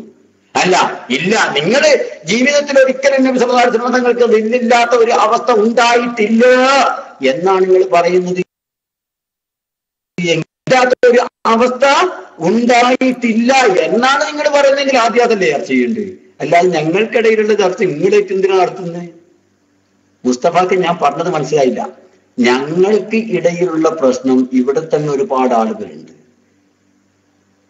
ഞങ്ങളുടെ ഇടയിലുള്ളവർ തന്നെ ഈ വിഷയത്തിൽ ശരിക്കും ശ്രദ്ധിക്കണം. അഥവാ സുന്നികൾക്ക് ഇടയിലുള്ളവർ തന്നെ ഈ വിഷയം ചർച്ച ചെയ്യാൻ ഇവിടെ ഉണ്ട്. പക്ഷെ അവരാരും വരുന്നില്ല, ചർച്ച ചെയ്യാൻ തയ്യാറല്ല. പിന്നെ അത് അവര് വരുമ്പോ ചർച്ച ചെയ്യേണ്ട വിഷയമല്ലേ? നിങ്ങളും നമ്മളായിട്ടുള്ള വിഷയം അതല്ല. നബി സല്ലല്ലാഹു അലൈഹി വസല്ലം തങ്ങൾക്ക് അങ്ങനെ ഖുസൂസിയ്യത്ത് ഉണ്ടോ ഇല്ലയോ, അത് നിലനിൽക്കുമോ ഇല്ലയോ എന്നാണ് ഞങ്ങളുടെ ചർച്ച. നിങ്ങളായിട്ടുള്ള വിഷയം എന്താ? അടിസ്ഥാനം ഉണ്ടോ ഇല്ലയോ എന്നുള്ളതാണ്. മനസ്സിലായോ? അതുപോലും അംഗീകരിക്കാത്ത നിങ്ങൾ പിന്നെ ഉണ്ടായിട്ടില്ല, പിന്നെ നിലനിൽക്കോ ഇല്ലയോ എന്നുള്ള ചർച്ചകളില്ലേ? മനസ്സിലായില്ലേ? ഞാൻ പറഞ്ഞത് മനസ്സിലായില്ല. മുസ്തഫാക്ക് മനസ്സിലായോ? നിങ്ങളും നമ്മളായിട്ടുള്ള ചർച്ച എന്താ? ഇങ്ങനെ ഒരു ഖുസൂസിയ്യത്ത് നബിക്കുണ്ടോ ഇല്ലയോ? ഞങ്ങൾ രണ്ടുപേരും പറയുന്നു, അഥവാ രണ്ട് വിഭാഗക്കാരും സുന്നത്ത് ജമാഅത്തിന്റെ രണ്ട് വിഭാഗക്കാരും പറയുന്നു ഇങ്ങനൊരു പിന്നെ ഖുസൂസിയ്യത്ത് നബി തങ്ങൾക്ക് ഉണ്ട്.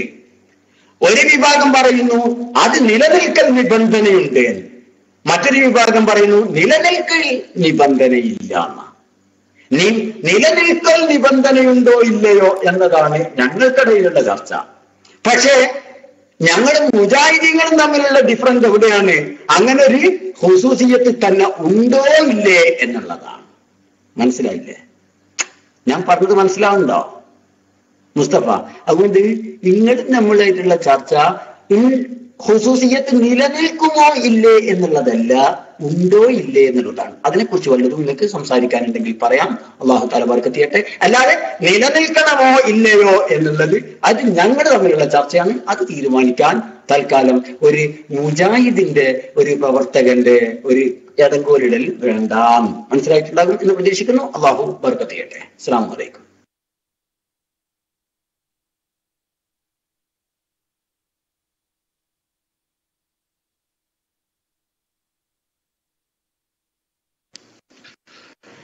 നിങ്ങള് ഏത് ചോദ്യം ചോദിച്ചാലും ഇങ്ങനെ ഒഴിഞ്ഞു മാറി പോയാൽ പിന്നെ എങ്ങനെ ചെയ്യാം? ഇത് നമ്മൾ തമ്മിലുള്ള ചർച്ചയിലുള്ള തർക്കത്തിലുള്ള വിഷയം തന്നെയാണ്. പക്ഷെ ഞാൻ അതിലേക്ക് പോകുന്നില്ല. അത് നിങ്ങൾ തമ്മിൽ തന്നെ ആയിക്കോട്ടെ, അങ്ങനെ തന്നെ ആയിക്കോട്ടെ. പക്ഷെ ആധികാരികരെ പറ്റി ഇതിന്റെ തൊട്ട് മുമ്പുള്ള ചോദ്യം, ആ സൃഷ്ടികളുടെ കഴിവ് അതീതമാണോ അല്ലേ? അത് മറുപടി ഇല്ല. മഹ്ശറയിൽ വെച്ചുകൊണ്ട് അത് ഇബാദത്ത്, അത് പിന്നെ ഭൂമിയത്തെ കയ്യട്ടെ ഇങ്ങോട്ട് നമുക്ക് അങ്ങോട്ട് പോകാറുണ്ട്. ഒരു മിനിറ്റെങ്കിലും തരിങ്ങളൊന്ന് ചോദിക്കാന്. പിന്നെ ഇബാദത്തുങ്ങളുടെ കിതാബൊന്നും വേണ്ട, നിങ്ങളതൊന്ന് വിശദീകരിച്ചു തരുമെന്ന് ചോദിച്ചാൽ അതും നിങ്ങൾ തയ്യാറാവില്ല. പിന്നെ എന്ത് ചോദ്യം പിന്നെ ചോദിക്കേണ്ടത് എന്നുള്ളത് മനസ്സിലാകുന്നില്ല.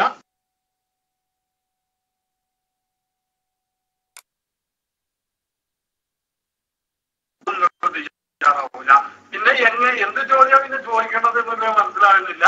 അല്ല, ഓരോന്ന് ചോദിക്ക്. എന്തിനാണ് ഇപ്പൊ മറുപടി കിട്ടിയില്ല എന്ന് പറഞ്ഞത്?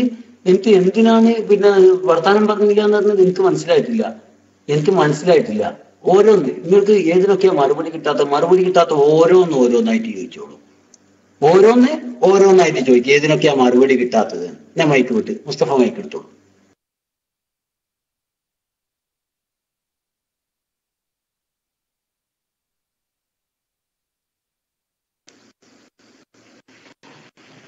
ഏറ്റവും പ്രധാനപ്പെട്ട വിഷയം എന്താ പറഞ്ഞാൽ മറുപടി കിട്ടാത്ത വിഷയം നിങ്ങളുടെ ഇബാദത്ത്. ആ ഇബാദത്ത് എന്താണ്, നിങ്ങളുടെ ആരാധന എന്താണ് എന്നുള്ളത് ഒരു കിതാബിന്റെ അടിസ്ഥാനത്തിലല്ല. നിങ്ങളത് മലയാളത്തിൽ നിങ്ങൾക്കതൊന്ന് പറഞ്ഞു തരാൻ പറ്റുമോ? ആ പറഞ്ഞു തരുന്ന ആ കാര്യത്തിൽ അടിയുറച്ചു നിൽക്കാൻ നിങ്ങൾക്ക് സാധിക്കുമോ? ഇബാദത്ത് എന്താന്നില്ല ചോദിച്ചാൽ ആരും പറയുന്നില്ല. ഈ ചർച്ചകളായിട്ട് ഞാൻ നടത്തിയിട്ടില്ല. നിങ്ങൾക്ക് കഴിയുന്ന വെച്ചാൽ നിങ്ങൾ പറഞ്ഞോളൂ, എന്താണ് നിങ്ങളുടെ ഇബാദത്ത്, ആരാധന? ആ ആരാധന എന്താണ് എന്നൊന്ന് വിശദീകരിക്കേ. അത് ഞാൻ ഗണ്ണിക്കും. നിങ്ങൾ അതിൽ അതിന്റെ ഇത് എനിക്ക് പറഞ്ഞു തരും, വേണ്ടി വരും. മൈക്കറിഞ്ഞ്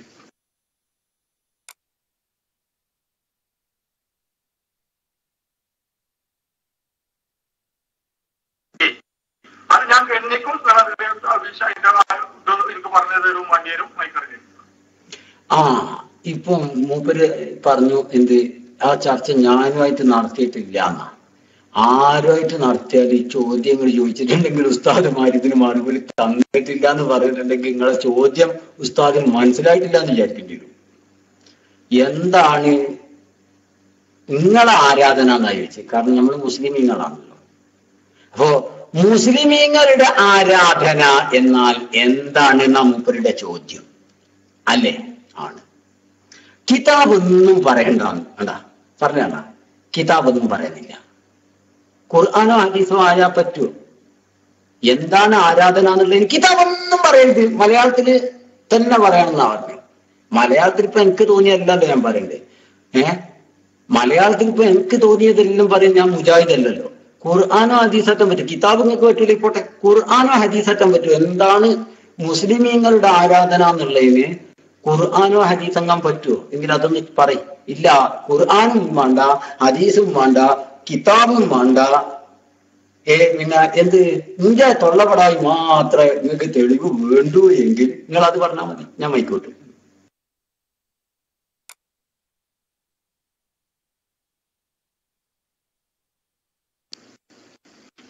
ഇവിടെ പിന്നെ ഈ ജനങ്ങളെ കൊണ്ട് നിങ്ങൾ സിർക്ക് ചെയ്യിപ്പിക്കുകയും സിർക്ക് ചെയ്യിപ്പിച്ചുകൊണ്ട് അത് സിർക്കല്ല എന്ന് നിങ്ങൾ പറയുകയും ചെയ്യുന്നുണ്ട്. അത് സിർക്കല്ല, അത് ജായിസായ കാര്യമാണ്, തൗഹീദായ കാര്യമാണ്, അത് അനുവദിക്കപ്പെട്ട കാര്യമാണ് എന്ന് നിങ്ങൾ പറയുന്നുണ്ട്. ഇത് വിശദീകരിക്കണമെങ്കിൽ എന്താണ് നിങ്ങളുടെ ഇബാദത്ത് എന്ന് ജനങ്ങൾക്ക് മനസ്സിലാകണം. അതിനാണ് ചോദിക്കുന്നത്. ഇബാദത്ത്, ആരാധന, നിങ്ങളുടെ ആരാധന എന്താണ്? നിങ്ങൾക്ക് ഖുർആനും പറയാ, ഹദീസും പറയാ, ഇജ്മാവും പറയാ, ഖിയാസും പറയാ, പിന്നെ ഇമാമിങ്ങളുടെ കിതാബും പറയാ. എനിക്ക് ആവശ്യം എന്താണെന്ന് ചോദിച്ചാൽ ഇത് എന്താണ് എന്ന് നിങ്ങൾ മലയാളത്തിലൊന്ന് പറഞ്ഞു തരാൻ നിങ്ങൾക്ക് കഴിയുമോ എന്നുള്ളതാണ്. എന്നിട്ട് അതിനെ പറ്റി ചർച്ച ചെയ്താൽ നമുക്ക് മുന്നോട്ട് കൊണ്ടുപോകാൻ കഴിയുന്ന മൈക്കറിയ.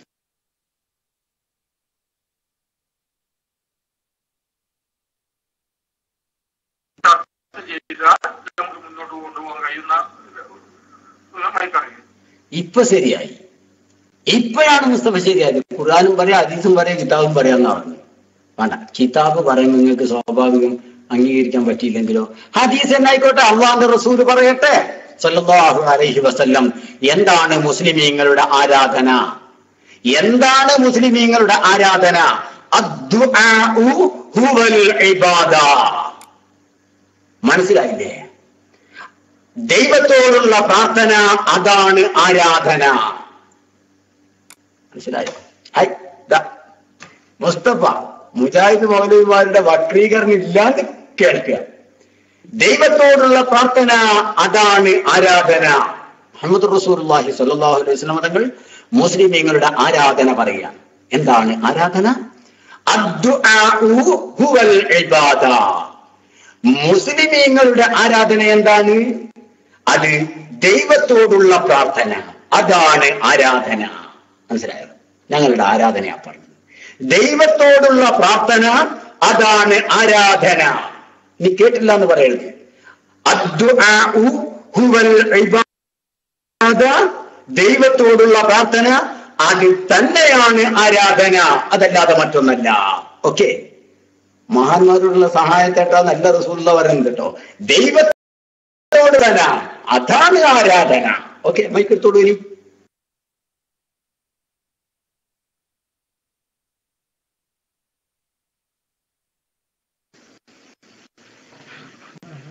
ലേശം ഒന്ന് ക്ഷമിച്ച് സംസാരിക്കണം, പറയാൻ അനുവദിക്കണം കേട്ടോ. പറയില്ലെങ്കിൽ പിന്നെ അതില്ല.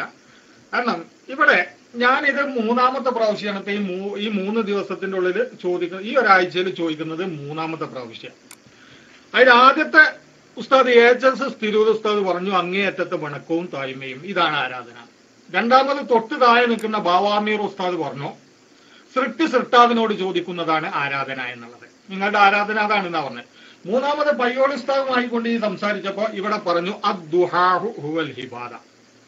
ഇതിലൊന്ന് ഞാൻ അംഗീകരിക്കുന്നുണ്ട്, പ്രാർത്ഥന അത് തന്നെയാണ് ആരാധന എന്നുള്ളത്. അത് ഇബാദത്താണ്.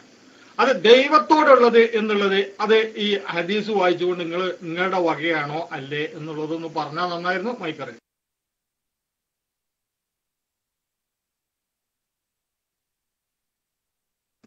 ഹദീസ് വായിച്ചുകൊണ്ട് നിങ്ങളുടെ വകയാണോ അല്ലേ എന്നുള്ളതൊന്ന് പറഞ്ഞാൽ നന്നായിരുന്നു. മൈക്കറി ബാവക്ക നിങ്ങൾ ക്ഷമിച്ചേക്ക്. ബാവക്ക പറഞ്ഞു സൃഷ്ടാവിനോടുള്ള ചോദ്യമാണ്. ബാവക്കൊക്കെ എന്തോന്ന് പറയുന്നുണ്ട്. ആക്കട്ടെ, ബാവക്കെടുത്തോ ഞാൻ മൈക്ക് വിട്ട്. അസ്സലാമു അലൈക്കും.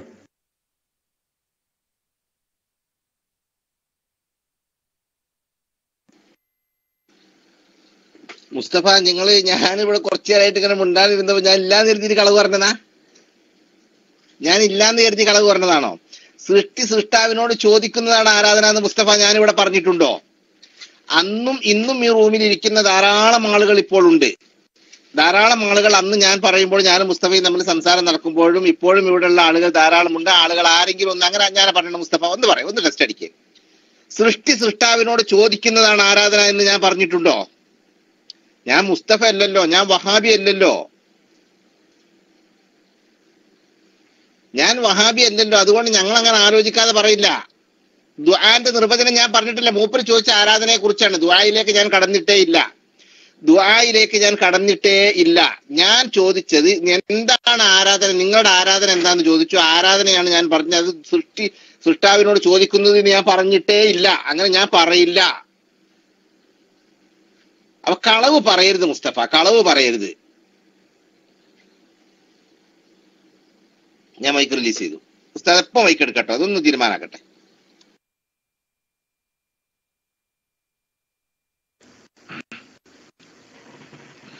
അതായത് കളവ് എന്നുള്ളത് അതായത് പ്രതിപക്ഷ ബഹുമാനമില്ലാത്ത സംസാരമാണല്ലോ.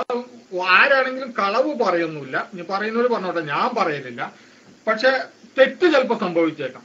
ഞാൻ ഉസ്താദിനോട് ചോദിച്ചിട്ടുണ്ട്, വാവാമീർ ഉസ്താദിനോട് ചോദിച്ചിട്ടുണ്ട്, എന്താണ് നിങ്ങളുടെ ആരാധന?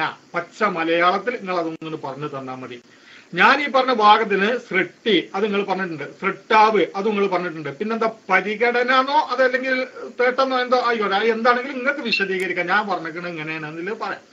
അത് പയ്യോളി ഉസ്താദ് ഇപ്പൊ ഈ പറഞ്ഞതും അല്ല പറഞ്ഞിട്ടുള്ളത് എന്നുള്ളത് വരുത്താൻ വേണ്ടിയിട്ടാണ് ഞാൻ ആ വിഷയം സംസാരിച്ചത്.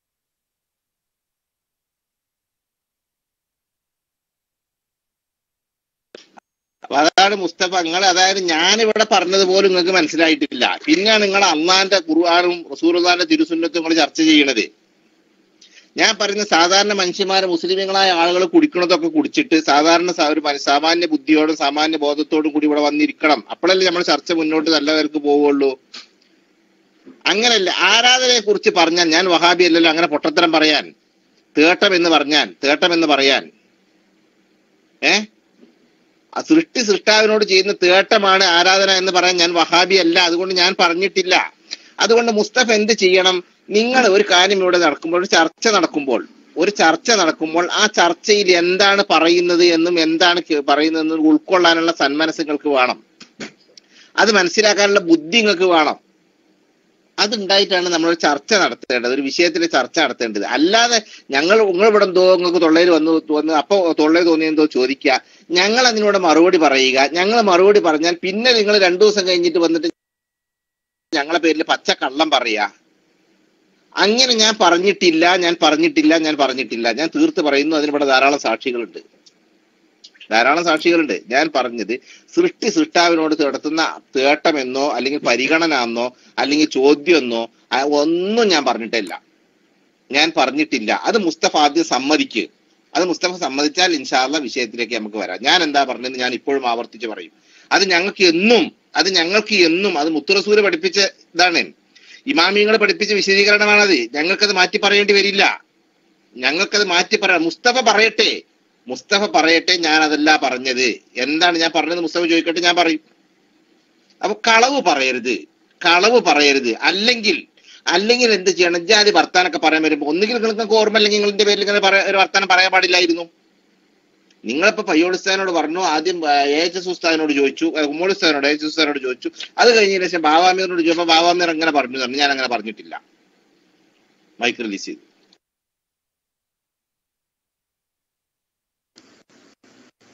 മിഞ്ഞാന്ന് അല്ലെങ്കിൽ 4-ാം നാള്, അധികം ദിവസമൊന്നും ആയിട്ടില്ലല്ലോ. ഈ ചോദ്യം ബാവാമീർ ഉസ്താദിനായിട്ട് രാത്രി ഒരു 11:30 മണിക്ക് ഞാൻ നടത്തിയ ചർച്ചയില് അതുണ്ടെങ്കിൽ നിങ്ങൾ തെളിയിച്ചോളി. എനിക്കിപ്പോ അത് പറയാനല്ലാതെ വേറൊന്നും കഴിയില്ല. ഇനി അതല്ല എന്നുണ്ടെങ്കിൽ നിങ്ങൾക്കൊന്ന് പറയാലോ. നിങ്ങൾക്കൊന്ന് പറയാം, ഞാൻ പറഞ്ഞത് ഇന്നതാണ്. ഞാൻ സൃഷ്ടി സൃഷ്ടാവ്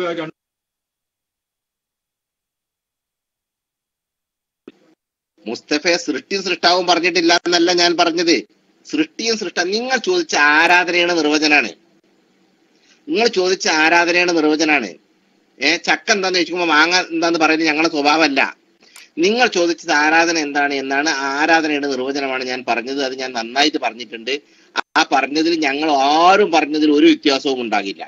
ഞങ്ങൾ ഒരു ഉമ്മോളി ഉസ്താദ് പറഞ്ഞാലും HS ഉസ്താദ് പറഞ്ഞാലും പയ്യോളി ഉസ്താദ് പറഞ്ഞാലും ഞാൻ പറഞ്ഞാലും ഒന്നും ആര് പറഞ്ഞാലും യാതൊരു വ്യത്യാസവും അതിലുണ്ടാകില്ല. അത് തീർച്ചയാണ്.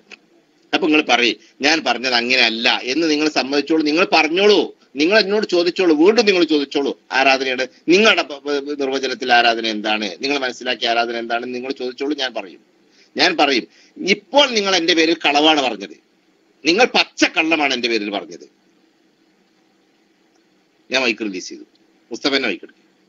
അതൊന്ന് തീരുമാനമാട്ടെ.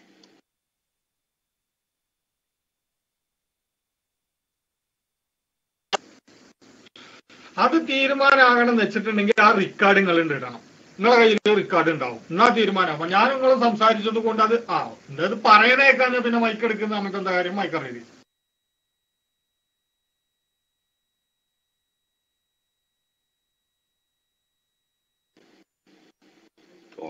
നിങ്ങളടുത്ത് റെക്കോർഡ് ഉണ്ടാവുമല്ലോ അല്ലെ? നിങ്ങൾ റെക്കോർഡ് കൊണ്ടുവരും.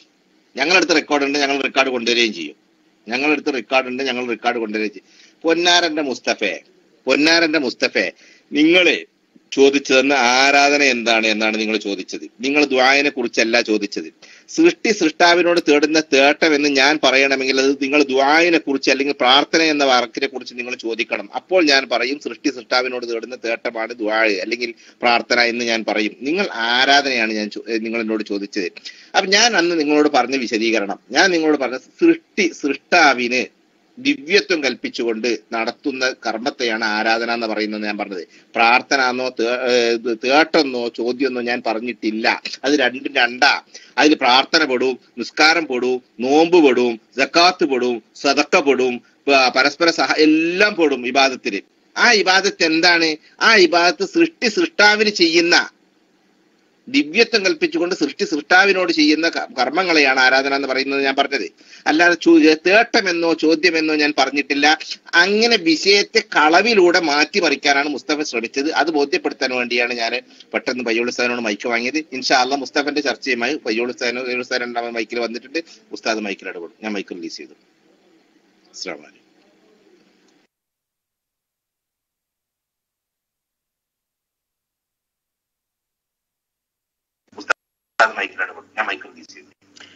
അസ്സലാമു അലൈക്കും വറഹ്മത്തുള്ളാഹി വബറകാതുഹു. അപ്പോ പ്രിയപ്പെട്ട മുസ്തഫ, ഞങ്ങൾ ആരും പറഞ്ഞത് ഒരു എതിർപ്പുമില്ല, ഒരു വൈരുദ്ധ്യവും ഉണ്ടാവില്ല ഇൻഷാ അല്ലാഹ്. ഞങ്ങള് എല്ലാരും ഒന്നേ പറയും. കാരണം എന്താ പറയുക, ഞങ്ങൾ ഇമാമിയങ്ങൾ പറയാത്തത് പറയില്ല. ഏതായാലും നിൽക്കുക. ഇപ്പൊ നമുക്ക് വിഷയത്തിലേക്ക് എത്തിയിട്ടുണ്ടല്ലോ. അദ്ദുആഉ ഹുവൽ ഇബാദ, ദൈവത്തോടുള്ള പ്രാർത്ഥന, അതാണ് ആരാധന. ഇത് മുസ്ലിമീങ്ങളുടെ ആരാധനയെ കുറിച്ച് മുഹമ്മദ് റസൂലുള്ളാഹി സ്വല്ലല്ലാഹു അലൈഹി വസല്ലമ തങ്ങൾ പഠിപ്പിച്ചതാണ്. ശരി, ഇനി നിങ്ങൾ പറയൂ, എന്താണ് നിങ്ങൾ അതിൽ കാണുന്ന പ്രശ്നം? നിങ്ങൾ ആരാധന എന്താണെന്നാ ചോദിച്ചത്. ഞാൻ അതിന് മറുപടി പറഞ്ഞു. ആരാധന എന്താണ് ഉത്തരം പറയേണ്ടത് ഞാനല്ല, മുഹമ്മദ് റസൂലുള്ളാഹി സ്വല്ലല്ലാഹു അലൈഹി വസല്ലമ തങ്ങളാണ്. ആ ബഹുമാനപ്പെട്ട നബി സല്ലല്ലാഹു അലൈഹി വസല്ലമ തങ്ങൾ ഉത്തരം പറയുന്നു, അദ്ദുആഉ ഹുവൽ ഇബാദ, ദൈവത്തോടുള്ള പ്രാർത്ഥന അതാണ് ആരാധന. അതിന് ഉത്തരം ഞാൻ പറഞ്ഞിട്ടുണ്ട്. ഇനി ആ ഉത്തരം ശരിയായിട്ടില്ലെങ്കിൽ നിങ്ങൾ ശരിയായിട്ടില്ല എന്ന് പറഞ്ഞോളൂ. അല്ല, ശരിയായിട്ടുണ്ടെങ്കിൽ അംഗീകരിച്ചാൽ പ്രശ്നം തീർന്നു. മൈക്കെടുത്തോളൂ.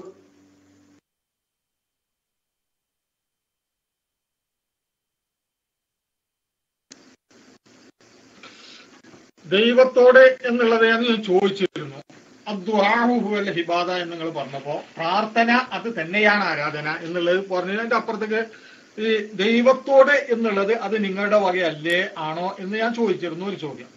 പിന്നെ രണ്ട്, ഇതിനോട് ചോദ്യം തന്നെ, ഈ ചോദ്യത്തിന്റെ ഒരു ഉപചോദ്യം ചോദിക്കും. നമ്മ മൈക്കറിയില്ല.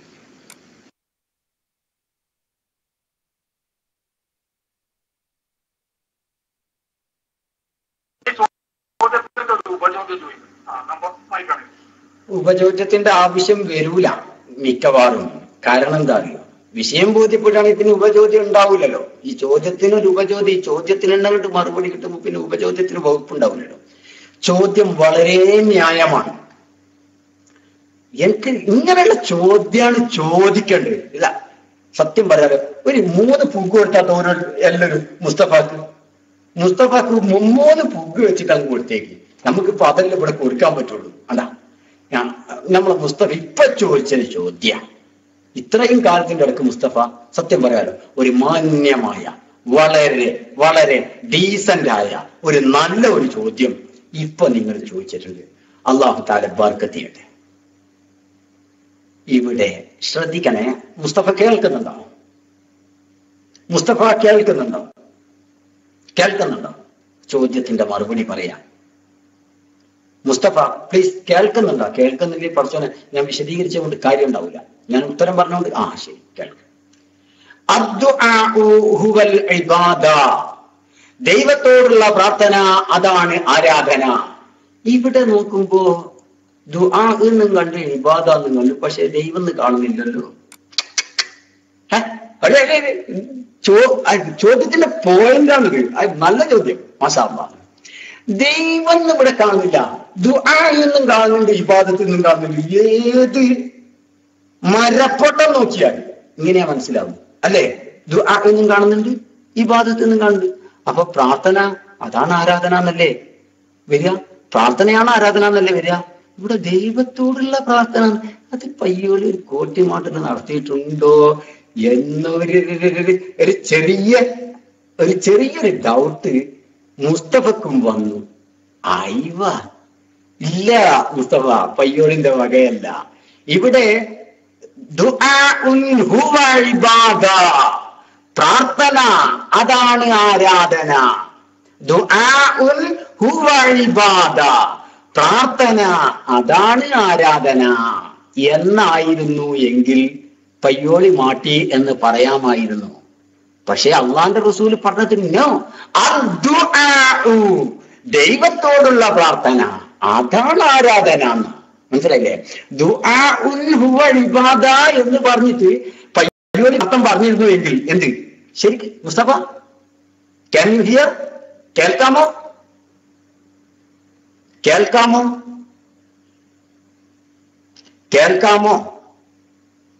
മുസ്തഫ? പ്ലീസ് ഒന്ന് പ്രതികരിക്ക് മുസ്തഫ. ശരി, ശ്രദ്ധിക്കുക. ഒന്ന് അടിച്ചു കൊടുക്കി. എന്നായിരുന്നു അള്ളാന്റെ റസൂല് പറഞ്ഞിരുന്നത് എങ്കിൽ പയ്യോളിക്ക് ഒരു വകുപ്പും ഉണ്ടാകൂലായിരുന്നു. എന്ത് ദൈവത്തോടുള്ള പ്രാർത്ഥന എന്ന് പറയാൻ ഒരു വകുപ്പും ഉണ്ടാകൂലായിരുന്നു. പക്ഷേ മുത്ത് റസൂലുള്ളാഹി സ്വല്ലല്ലാഹു അലൈഹി വസല്ലമ തങ്ങൾ പറഞ്ഞു ഇബാദ എന്നല്ല,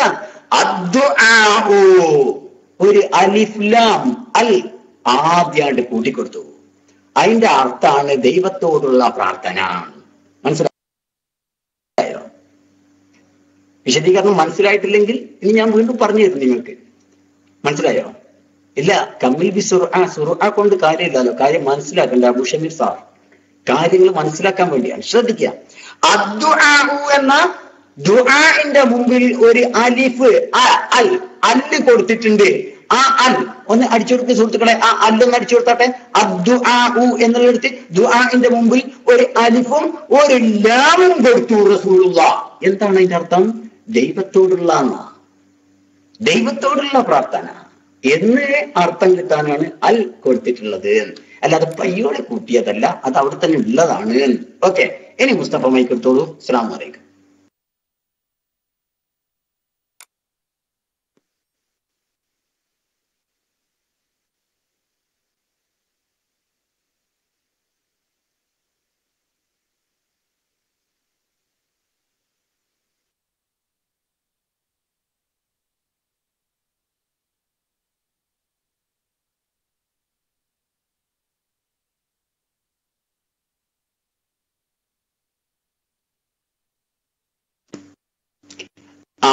മുസ്തഫ പ്ലീസ്, നിങ്ങൾക്ക് മറുപടി കിട്ടിയില്ലേ? നിങ്ങൾക്ക് ഞാൻ മറുപടി തന്നിരുന്നു, നിങ്ങൾക്ക് കേട്ടിട്ടുണ്ട് എന്നും പറഞ്ഞിരുന്നു. ശരി, ഇനി പറഞ്ഞോളൂ ബാക്കി. ഇനി എന്താ നിങ്ങൾക്കറിയാനുള്ളത്? മൈക്കെടുത്തോളൂ.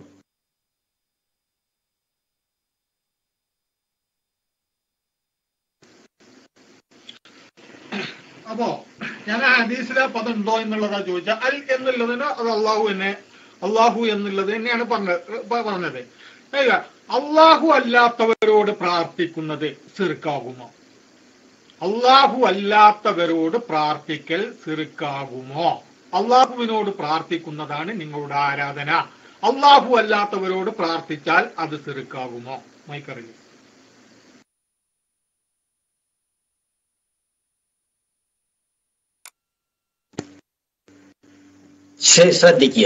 ശ്രദ്ധിക്കുക. ഇവിടെ ഞാൻ പറഞ്ഞ പിന്നെ എന്താണ് ആരാധന എന്ന ചോദ്യത്തിന്റെ ഉത്തരം ക്ലിയർ ആയിട്ടുണ്ടോ? അത് ക്ലിയർ ആയിട്ടുണ്ടെങ്കിലല്ലേ ഇനി അടുത്തതിലേക്ക് കടക്കേണ്ടത്. അത് ക്ലിയർ ആയിട്ടുണ്ടെങ്കിൽ അതൊന്ന് തുറന്നു പറയും. യെസ്, ഒന്ന് തുറന്നു പറഞ്ഞോളൂ മുസ്തഫ. എന്ത്? പയ്യോളി, നിങ്ങൾ പറഞ്ഞ ഇപ്പോ അള്ളാഹുവിനോടുള്ള പ്രാർത്ഥന അതാണ് ആരാധന എന്ന് നിങ്ങൾ പറഞ്ഞത് നമുക്ക് സമ്മതായി, എനിക്ക് മനസ്സിലായി. അത് അള്ളാഹു റസൂൽ പഠിപ്പിച്ചതാണ്, അത് ക്ലിയർ ആയിട്ടുണ്ട് എങ്കിൽ പറഞ്ഞോളൂ. അതിന് ശേഷം മറ്റുള്ള ചോദ്യങ്ങളിലേക്ക് കടക്കാം. ഓക്കെ, മുസ്തഫ മൈക്കെടുത്തു.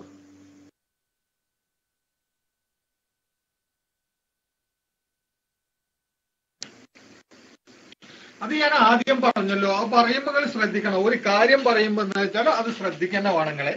അത് ഞാൻ ആദ്യം തന്നെ പറഞ്ഞതാണ് കാര്യം. ഈ ചോദ്യം എനിക്ക് പൂർത്തീകരിക്കണമെങ്കിൽ മാക്സിമം ഒരു 5 ചോദ്യങ്ങളും ചോദിക്കേണ്ടി വരും. ഈ 5 ചോദ്യത്തിൽ നിങ്ങൾ കറക്റ്റ് അതിന്റെ ആൻസർ തന്നാൽ ഞാൻ ഒന്നാമത് ചോദിച്ച ചോദ്യം ഓക്കെ എന്ന് ഞാനത് പറഞ്ഞിട്ട് ഇവിടുന്ന് പോകുള്ളൂ. എന്താണത്? ആരാധന എന്താണ് എന്ന് നിങ്ങളുടെ ആരാധന എനിക്ക് മനസ്സിലാകണമെങ്കിൽ ഒരു 5 ചോദ്യമെങ്കിലും ഞാൻ ചോദിക്കും. ഈ 5 നിങ്ങൾ ആൻസർ തന്നാൽ ഓക്കെ, ഞാനത് തുറന്നു പറയുകയും ചെയ്യും. ഇവിടെ ദ്വാ അത് തന്നെയാണ് ആരാധന എന്നുള്ളത് യാതൊരു സംശയവുമില്ല. ഇത് ഞാൻ അന്ന് സംസാരിച്ചപ്പോൾ എന്റെ ആരാധന അമീർ ഉസ്താദുമായി കൊണ്ട് ചർച്ച ചെയ്തതാണ്. അത് നിങ്ങൾ തുറന്നു പറഞ്ഞിട്ടുണ്ട്. ആ പറഞ്ഞതിന് ഞാൻ അംഗീകരിക്കുന്നുണ്ട്. മൈക്കറിലെ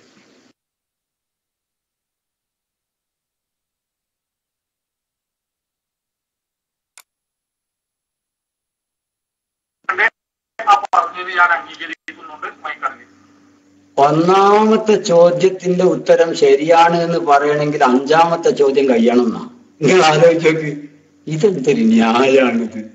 ഒന്നാമത്തെ ചോദ്യത്തിന്റെ ഉത്തരം ശരിയാണ് എന്ന് പറയണമെങ്കിൽ 5ാമത്തെ ചോദ്യം. ഇങ്ങനൊരു നിയമങ്ങൾ എവിടെയും കേട്ടിണോ? ഒന്നാമത്തെ ചോദ്യത്തിന്റെ ഉത്തരം ശരിയാണ് എന്ന് പറയണമെങ്കിൽ 5ാമത്തെ ചോദ്യം കഴിയണം. കുറഞ്ഞത്, ഏറ്റവും കുറഞ്ഞത് 5ാമത്തെ ചോദ്യം കഴിഞ്ഞാല ഒന്നാമത്തെ ചോദ്യത്തിന്റെ ഉത്തരം ശരിയാണോ എന്ന് പറയാൻ പറ്റുള്ളൂ. മുസ്തഫ, എന്താണ് നിങ്ങൾ ഈ പറയുന്നത്? കരളെ, ഞാൻ അല്ല, സത്യത്തില് നിങ്ങൾ കുറച്ചൊക്കെ ഉയർന്ന് ചിന്തിക്കേണ്ട ആളുകളല്ലേ. ഞാൻ നിങ്ങളെ കുറ്റപ്പെടുത്തുന്നല്ല. നിങ്ങൾ എന്നോട് ഇവിടെ വന്നിട്ട് ചോദിച്ചു എന്താണ് ആരാധന. ഞാൻ ആരാധന എന്താണ് റസൂലുള്ളാഹി സ്വല്ലല്ലാഹു അലൈഹി വസല്ലമ തങ്ങൾ തന്നെ പറഞ്ഞത് ഞാൻ നിങ്ങൾക്ക് വിശദീകരിച്ച് പറഞ്ഞു തന്നു. അത് ദൈവത്തോടുള്ള പ്രാർത്ഥനയാണ് ആരാധന എന്ന് റസൂലുള്ളാഹി തങ്ങൾ പറഞ്ഞിട്ടുണ്ട്.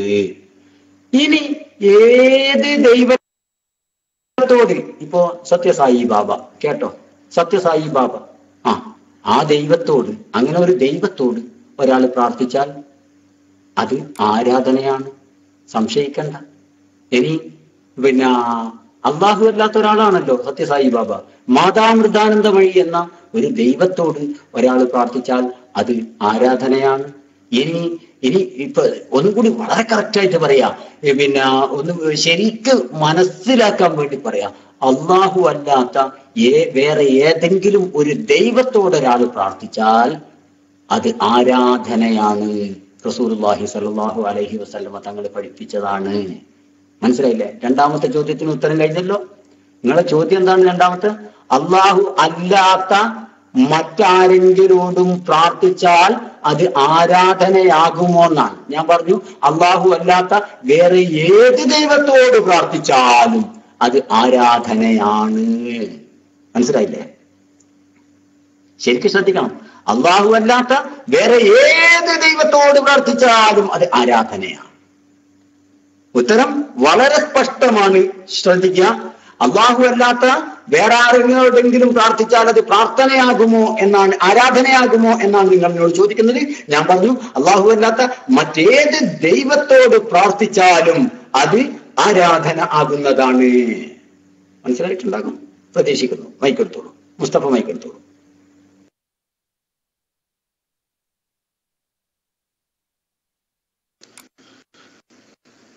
അഞ്ച് ചോദ്യം ചോദിച്ചാലേ അത് പറയാൻ പറ്റുള്ളൂ എന്ന് ചോദിച്ചുകൊണ്ടൊന്ന് പരിഹസിച്ചു ഉസ്താദ്.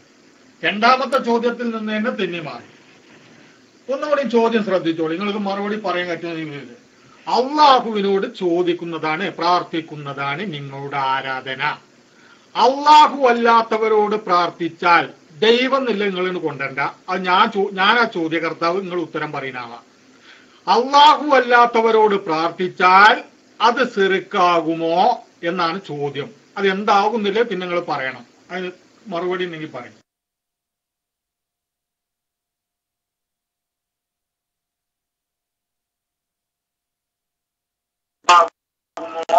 എന്നാണ് ചോദ്യം. അത് എന്താകുന്നില്ലേ പിന്നെ നിങ്ങൾ പറയണം. അതിന് മറുപടി ഉണ്ടെങ്കിൽ പറയും. ഇത് സംഭവം എന്താ അറിയോ? സംഭവം യഥാർത്ഥത്തിൽ മുസ്തഫ, നിങ്ങൾക്കുള്ള പ്രശ്നം എന്താ അറിയോ? അള്ളാഹു അല്ലാത്തവരോട് പ്രാർത്ഥിച്ചാൽ അത് ശിർക്കാകുമോ? ദൈവം എന്ന് ഞാൻ ചോദിച്ചിട്ടില്ല എന്നാ. ശരിയാ, നിങ്ങൾ ചോദിക്കണില്ല. ഈ പ്രാർത്ഥന നിങ്ങൾ പറയുമ്പോൾ അത് ദൈവത്തിലേക്ക് ചേർക്കുമ്പോൾ അത് ആരാധന എന്ന ഒറ്റ അർത്ഥത്തിലാവും. ശരിക്കും ശ്രദ്ധിക്കണം. അതാണ് ഞാൻ നേരത്തെ പറഞ്ഞ ഹദീസ്.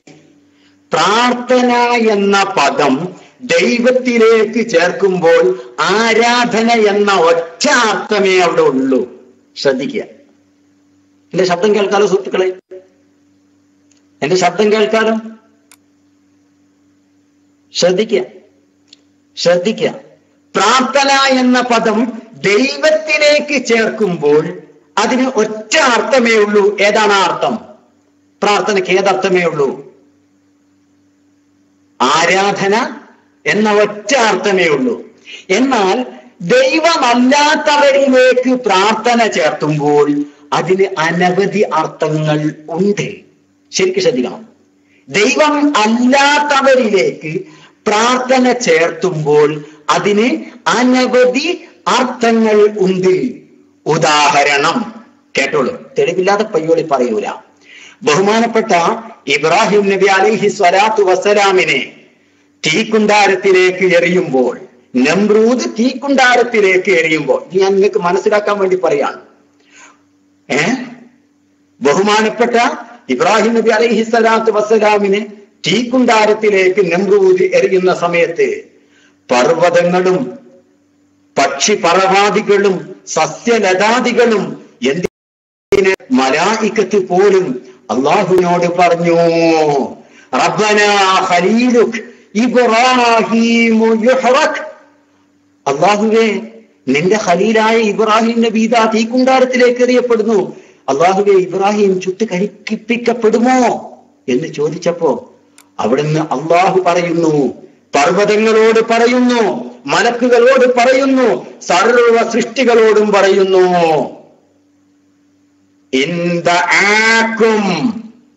ഇബ്രാഹിം നിങ്ങളോട് പ്രാർത്ഥിച്ചാൽ,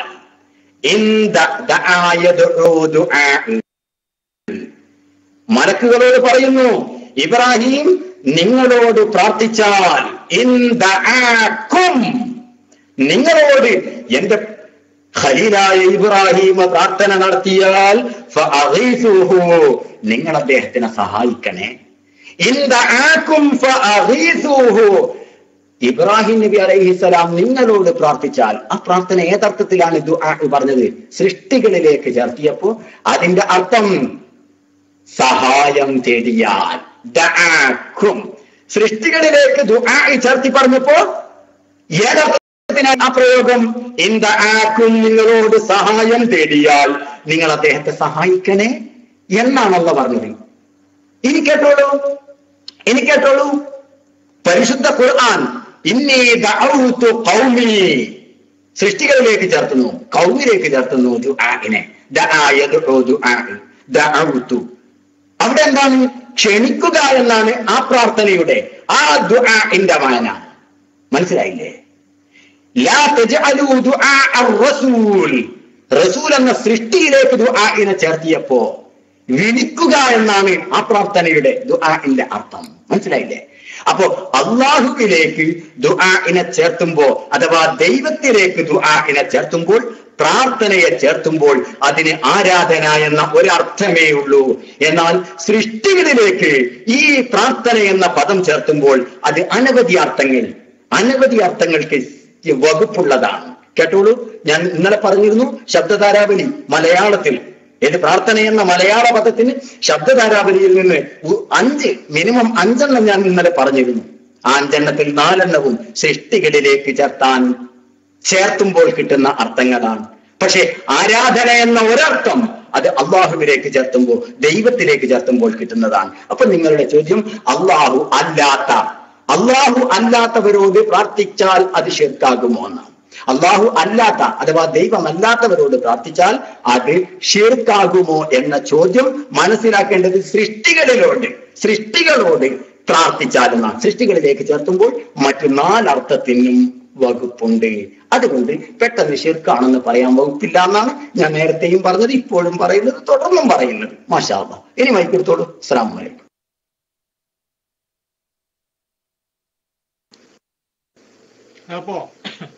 അപ്പൊ ഇനി ഇവിടെ ഇതിനെ വിശദീകരിക്കണം. ആരാധന അള്ളാഹുവിനോട് ചോദിച്ചാൽ, അത് പ്രാർത്ഥിച്ചാൽ അത് ഇബാദത്താണ്. അള്ളാഹു അല്ലാത്തവരോട് പ്രാർത്ഥിച്ചാൽ അത് ശിർക്കാണോ എന്നായിരുന്നു എന്റെ ചോദ്യം. അപ്പൊ ശിർക്കാണോ അല്ലേ എന്ന് പറയാൻ പറ്റൂല. എന്താ നിങ്ങൾക്ക് പറയാൻ പറ്റുക ആ വിഷയത്തിൽ? ജായിസാണെന്നോ ശിർക്കാണ്? എന്താണ് അള്ളാഹു അല്ലാത്തവരോട് പ്രാർത്ഥിച്ചാൽ അതിന്റെ വിധി എന്ത്? അള്ളാഹുവിനോട് പ്രാർത്ഥിച്ചാൽ ഇബാദത്ത്, അള്ളാഹു അല്ലാത്തവരോട് പ്രാർത്ഥിച്ചാൽ എന്താണ് അതിന്റെ വിധി? എന്താ നിങ്ങൾക്ക് കിട്ടണെന്ന് പറയും, പഠിച്ചാണ് പറയും. മൈക്കറില്ലേ?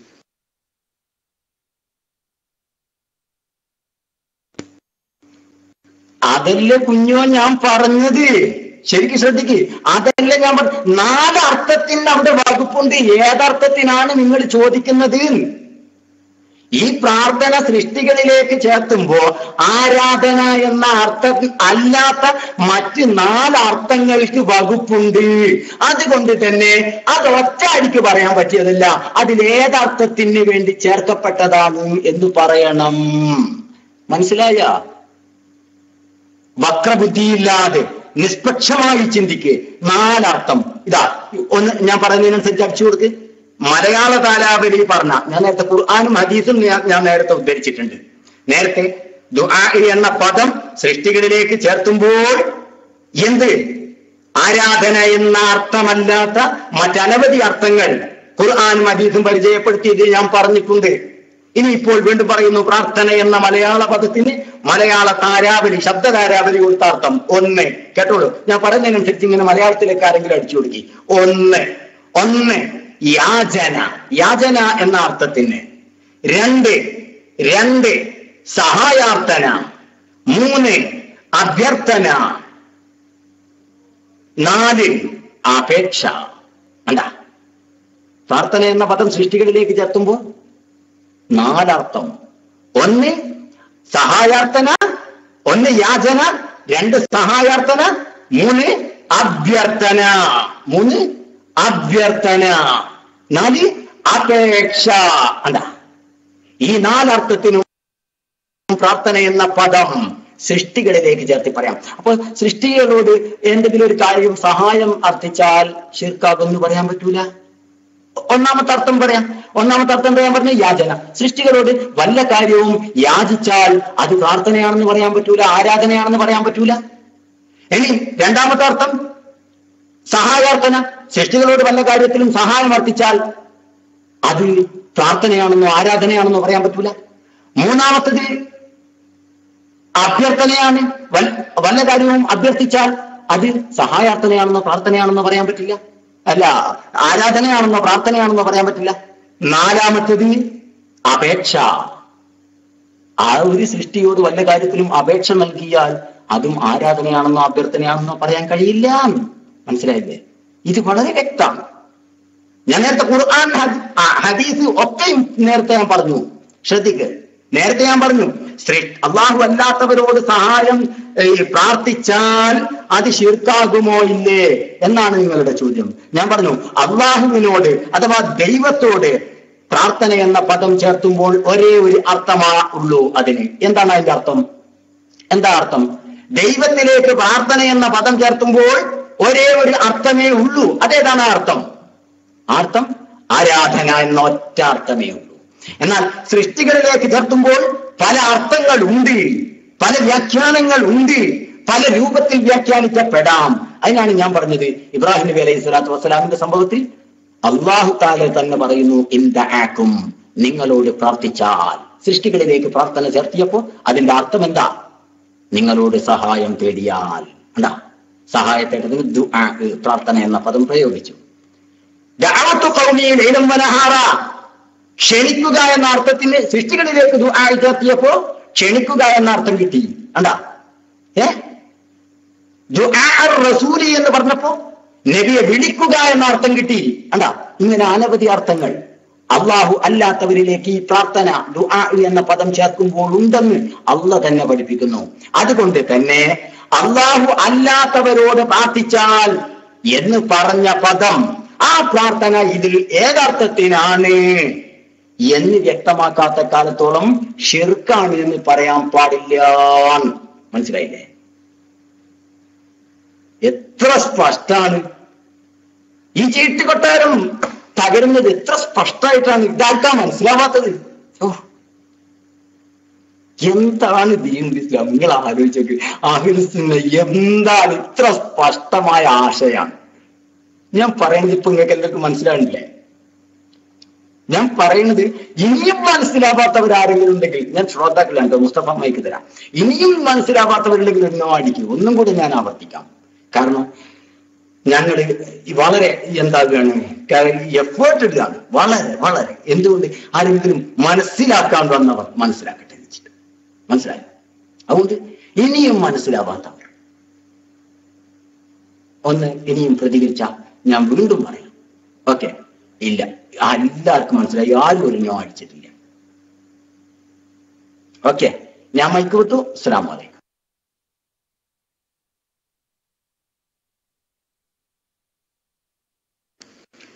നിങ്ങളുടെ സ്പഷ്ടമായത് കൊണ്ട് തന്നെയാണ് ഈ പരക്കം പാച്ചില്. എന്താ മുസ്തഫ പായാത്ത്? അദ്വാമെന്നാണ് പറയുന്നില്ലല്ലോ, ഒരു ദറാക്കാണ് പോണില്ല. അങ്ങനെ നിന്നിട്ട് അവിടെ സംസാരിക്കുക. ഞാൻ ഈ ചോദ്യത്തോട് ചോദിച്ചാൽ ഞാൻ അതിന് ഉത്തരവും പറയും. പിന്നെ ഞാൻ നിങ്ങളോട് ചോദിക്കണേ, നിങ്ങളുടെ ആരാധനയെ ആരാധന ചോദിച്ചപ്പോഴാണ് നിങ്ങൾ അദ്ദുഹാഹു ഹുവൽ ഹിബാദ എന്ന് പറയുന്നത്. ഞാൻ ചോദിക്കുന്നത് ആ അദ്ദുഹാവുമൽ നിന്നുകൊണ്ടാണ് ഞങ്ങളോട് സംസാരിക്കുന്നത്. ഈ അദ്ദുഹാ അള്ളാഹുവിനോട് ചോദിച്ചാൽ, ദൈവത്തോട് ചോദിച്ചാൽ അത് ആരാധനയാണ് എന്നാ പറയും. ആ അദ്ദുഹാ ദൈവമല്ലാത്തവരോട് ചോദിച്ചാൽ അത് സിറുക്കാണോ അല്ലേ? എവിടുക്ക പറയുന്നത്? ഇബ്രാഹിം നബിന്റെ അടുത്തും സഹായം തോട്ടത്തുമൊക്കെ ഒക്കെ നമുക്ക് പോകാം. നമ്മൾ അദ്ദുഹാവും ആരാധനയും തമ്മിലാണ് ചർച്ച ചെയ്യണത്. നിങ്ങൾ പറഞ്ഞത് അത് നിങ്ങൾ തീർത്ത് പറയാങ്ങളെ കൊണ്ട് കഴിഞ്ഞാൽ ഓക്കെ. എന്താണെന്ന് പറയണം. ഒന്നോക്കിൽ സിറുക്കാണെന്ന് പറയണം, അല്ലെങ്കിൽ സിറുക്കല്ല എന്ന് പറയണം, ജായിസാണെന്ന് പറയണം. രണ്ടും പറയാൻ കഴിയാത്ത ഘട്ടത്തിലാ പയ്യോളി ഉസ്താദെ കുടുങ്ങി കിടക്കുക. ഓരോ ചോദ്യങ്ങളും അങ്ങനെ തന്നെ ആയിരിക്കും. മൈക്കറിഞ്ഞു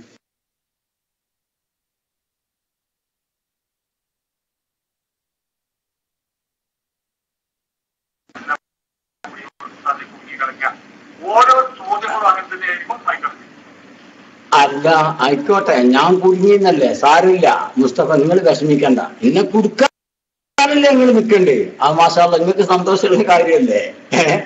ഞാൻ കുടുങ്ങിയെന്നുള്ളതല്ലേ? അത് സാരമില്ല, അത് സന്തോഷമുള്ള കാര്യമല്ലേ? ജനങ്ങൾക്കൊക്കെ മനസ്സിലാവുന്നുണ്ടല്ലോ. മനസ്സിലായിക്കോട്ടെ, ഞാൻ കുടുങ്ങിയെന്നല്ലോ ഇപ്പൊ ജനങ്ങൾക്കൊക്കെ തിരിയുണ്ടല്ലോ. ആയിക്കോട്ടെ. പക്ഷെ നിങ്ങളെ ചോദ്യത്തിന് ഞാൻ മറുപടി പറഞ്ഞല്ലോ. നിങ്ങൾ എന്താ ചോദിച്ചത്? അള്ളാഹു അല്ലാത്തവരോടുള്ള പ്രാർത്ഥന അത് ആരാധനയാണ്, ഷിർക്കാണോ അല്ലേ എന്നാണ് നിങ്ങൾ എന്നോട് ചോദിച്ചത്.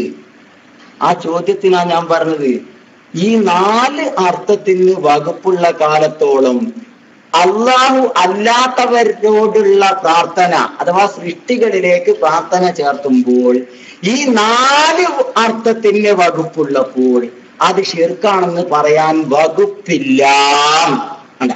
വകുപ്പില്ല ഷിർക്കാണെന്ന് പറയാൻ. പിന്നെ ഉപയോഗിക്കുക ഷിർക്കല്ല എങ്കിൽ പിന്നെ അതെന്താന്ന് പറയുന്നത്? ഷിർക്കല്ലാത്തൊക്കെ ജായിസ? ഷിർക്കല്ല എങ്കിൽ അതെല്ലാം ജായിസാന്ന് അർത്ഥം. ഷിർക്കല്ലാത്ത എത്ര ഹറാമുണ്ട്, ഷിർക്കല്ലാത്ത എത്ര കറാഹത്തുണ്ട്, ഷിർക്കല്ലാത്ത എത്ര സുന്നത്തുണ്ട്, ഷിർക്കല്ലാത്ത എത്ര നിർബന്ധമുണ്ട്. അത് ഓരോ കാര്യങ്ങളും അതിനനുസരിച്ച് ചർച്ച ചെയ്യണം. നിങ്ങളുടെ ചോദ്യം ഇതാണ്, അത് ശിർക്കാണോ അല്ലേന്ന്.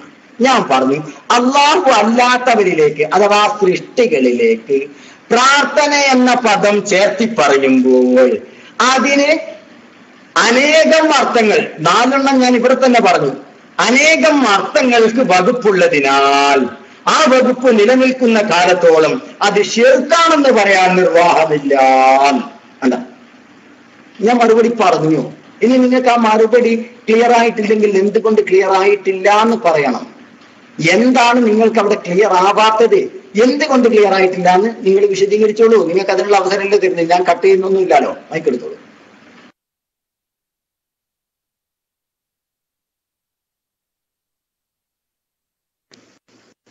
വിശദീകരിക്കേണ്ടത് പറഞ്ഞു കഴിഞ്ഞിട്ടുണ്ടെങ്കിൽ അത് നിങ്ങളാണ്. കാരണം എന്താ വെച്ചാൽ നിങ്ങൾക്ക് അറിഞ്ഞു കഴിഞ്ഞിട്ടുണ്ടെങ്കിൽ ബാക്കിയുള്ളവർക്ക് നിങ്ങൾ വിശദീകരിച്ചു കൊടുക്കേണ്ടതാണ് ഒന്ന് നല്ലത്. കാരണം നിങ്ങൾ അത്ര പാണ്ഡിത്യം അല്ല, ഞാൻ എല്ലാ അറിവും എനിക്കില്ലാത്തതല്ലേ. ഞാൻ ചോദിക്കുകയാണെ, പിന്നെ ഞാൻ പറഞ്ഞ എന്താ, നിങ്ങൾ പറഞ്ഞ കാര്യങ്ങൾ ഒന്ന്, ആരാധന എന്ത് എന്ന ചോദ്യം, ആ ചോദ്യത്തിന് കറക്റ്റ് ആയിട്ടുള്ള ഉത്തരങ്ങൾ തന്നിട്ടുണ്ട്. എന്താണ് ഉത്തരം? അദ്ദുഹാഹു ഹുവൽ ഇബാദ, പ്രാർത്ഥന അത് തന്നെയാണ് ആരാധന. ഇത് കറക്റ്റാണ് ഈ സംഭവം. ഇത് വിശ്വസിക്കുന്നുണ്ട്. ഇത് പറയട്ടെ, ഇവിടെ ഇത്രയും കറക്റ്റ് നിങ്ങൾ പറഞ്ഞിട്ട് ഇത് പ്രാർത്ഥനയാണ് ആരാധന.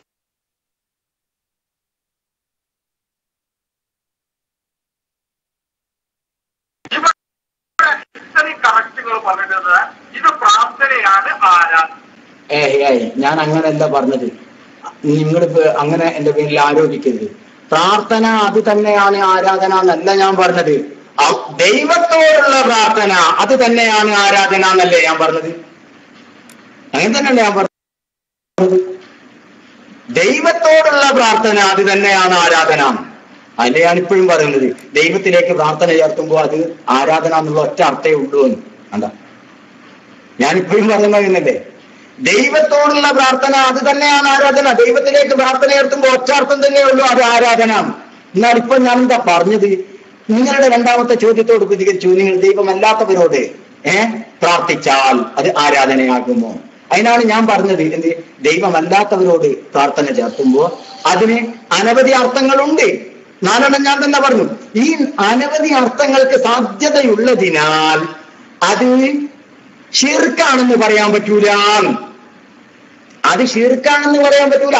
ഈ 4 ശിർക്കല്ലാത്ത മാനാക്ക് സാധ്യത ഉണ്ട് ഇവിടെ. ആരാധന എന്ന ഒരു അർത്ഥം മാറ്റി വെച്ചിട്ട് മറ്റ് 4 ശിർക്കല്ലാത്ത മാനാക്ക് സാധ്യതയുള്ളതിനാൽ പറയാൻ പറ്റൂല. അങ്ങനെ ഖുർആൻ ഹദീസിലും ഉണ്ടോന്ന് നിങ്ങൾ ചോദിക്കേണ്ടെന്ന് വെച്ചിട്ടാണ് ഞാൻ ആദ്യം തന്നെ ഖുർആൻ ഹദീസും പറഞ്ഞത്. ഇത് ഇന്താക്കും ഹദീസോടി ദഅവത്തു ഖൗമി ആയത്തോടി ലാ തജഅലു ദുആ അർ-റസൂലി ആയത്തോടി. എന്താ, ഇതൊക്കെ വളരെ വ്യക്തമായിട്ട് ഞാൻ പറഞ്ഞു കഴിഞ്ഞു. ഇവിടെ തെളിവടക്കം നിങ്ങൾ ചോദിക്കാതെ ഞാൻ പറഞ്ഞിട്ടുണ്ട്. മനസ്സിലായോ? അപ്പൊ അള്ളാഹു അല്ലാത്തവരോടുള്ള പ്രാർത്ഥന അത് ശിർക്കാകുമോ ഇല്ലേ എന്നാണ് നിങ്ങളുടെ ചോദ്യം. ഞാൻ പറഞ്ഞു, അള്ളാഹു അല്ലാത്തവരിലേക്ക് പ്രാർത്ഥന എന്ന അഥവാ ദൈവമല്ലാത്തവരിലേക്ക് പ്രാർത്ഥന എന്ന പദം ചേർക്കപ്പെടുമ്പോൾ അതിന് 4 അധികം അർത്ഥങ്ങൾക്ക് സാധ്യതയുണ്ട്. 4 ഞാൻ ഇവിടെ തന്നെ പറഞ്ഞിട്ടുണ്ട്. അതുകൊണ്ട് തന്നെ ആ സാധ്യത നിലനിൽക്കുന്ന കാലത്തോളം അത് ശിർക്കാണെന്ന് പറയാൻ നിർവാഹമില്ല. എത്ര വ്യക്തമാണ് ഉത്തരം. ഇനി എന്തുകൊണ്ടായിട്ടില്ല അത് നിങ്ങൾ വിശദീകരിച്ചോളൂ. ഞാൻ മൈക്കോട്ടു.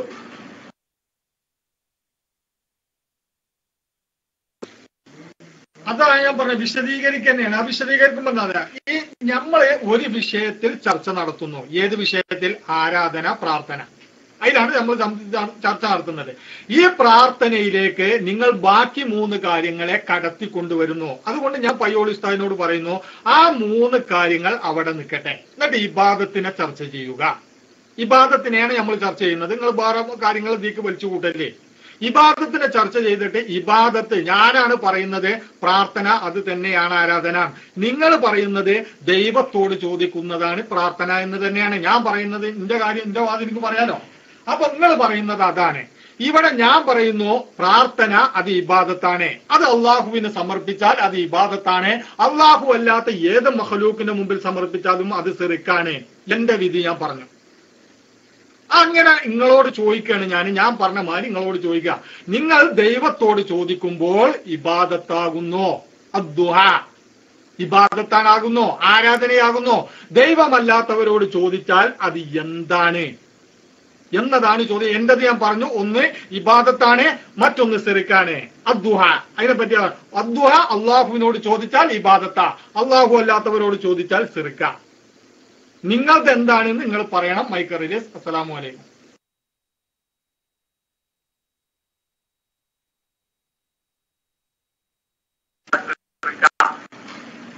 അള്ളാഹ് അല്ലാത്തവരോട് ചോദിച്ചാൽ നിങ്ങൾ പറയണം. Mic release. അസ്സലാമു അലൈക്കും. നിങ്ങൾ പറയുന്ന അള്ളാഹ് അല്ലാത്തവരോട് ചോദിച്ചാൽ ഷിർക്കാന്ന. ഞാൻ പറയുന്നത് ഷിർക്കാന്ന് പറയാൻ പറ്റൂല, തെറ്റാന്ന്, ഷിർക്കല്ല. നിങ്ങൾ പറയുന്ന അള്ളാഹ് അല്ലാത്തവരോട് ചോദിച്ചാൽ ഷിർക്കാന്ന. ഞാൻ പറയുന്നത് അല്ല. ഖുർആനിലും ഹദീസിലും അങ്ങനെ അനവധി വന്നിട്ടുണ്ട്. എന്താക്കും അള്ളാഹ് അല്ലാത്തവരോട് പ്രാർത്ഥിച്ചാൽ എന്ന് ഖുർആൻ ഹദീസിൽ വന്നിട്ടുണ്ട്. ആയത്തിൽ വന്നിട്ടുണ്ട്. അതൊക്കെ ഷിർക്കാന്നാണ് നിങ്ങൾ പറയുന്നത്. ഞാൻ എങ്ങനെയാ സമ്മതിച്ചിരുന്നത്? റസൂലിലേക്ക് ചേർത്തിക്കൊണ്ട് റസൂലിനോടുള്ള പ്രാർത്ഥനയെ മുജാഹിദിന്റെ അർത്ഥപ്രകാരം പറയാണ്. പ്രാർത്ഥന എന്ന് മാത്രമെങ്കിലും അല്ല. അതാ ഞാൻ പറഞ്ഞത്. സൃഷ്ടികളിലേക്ക് ചേർക്കുമ്പോൾ ദുആഇന് അനവധി മാനകളുണ്ട്. ആ മാനകൾ നിലനിൽക്കുന്ന കാലത്തോളം അത് ഷിർക്കാവില്ല. കുട്ടിയെ ആവില്ല എന്നാണ് പറയുന്നത്. ഉത്തരം ആവില്ല. നിങ്ങൾ ഷിർക്കാണെന്നാ പറഞ്ഞത്, ഞാൻ ആവില്ല എന്നാ പറഞ്ഞത്, ഷിർക്കാവില്ല. ഇനി ഉത്തരമായിട്ട് നിങ്ങൾക്ക് എന്താ പറയാൻ പറ്റാത്ത? എന്താ പിന്നെ ചോദിക്കണേ? ആവില്ല, ഷിർക്കാവില്ല ഉത്തരം. ഇനി എന്താ വേണ്ടത്? മൈക്കെടുത്തോളൂ.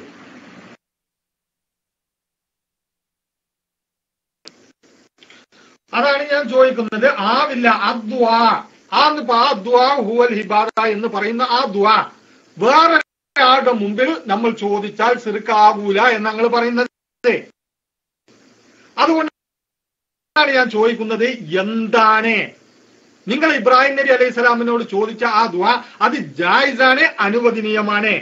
നിങ്ങളുടെ ഈ അദ്ദുആ മറ്റൊരാളുടെ മുമ്പിൽ സമർപ്പിച്ചാൽ അത് സിർക്കല്ലെങ്കിൽ പിന്നെ എന്താണ് എന്നാണ് ഞാൻ ചോദിക്കുന്നത്. പറയും മറുപടി.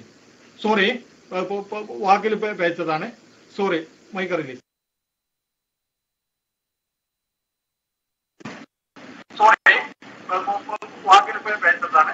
അല്ല, അതിനൊന്നും കുഴപ്പമില്ല. പിന്നെ അത് ഷിർക്കാവില്ല എന്ന് പറഞ്ഞിട്ടുണ്ട്. അപ്പൊ രണ്ടാമത്തെ ചോദ്യം കഴിഞ്ഞിട്ട് 5 ചോദ്യം ആവുന്നവരെ ഞാനും ഇങ്ങനെ കാത്തുകൊണ്ടിരിക്കുക. രണ്ടാമത്തെ ചോദ്യമായി അത് ഷിർക്കാവില്ല എന്ന് ഞാൻ പറഞ്ഞിട്ടുണ്ട്. ശരി, പിന്നെ എന്താണ് എന്നാ അത് ചോദിക്കണ കാര്യം എന്താണെന്ന് തിരിയണം, എന്നാലേ പറയാൻ പറ്റുള്ളൂ.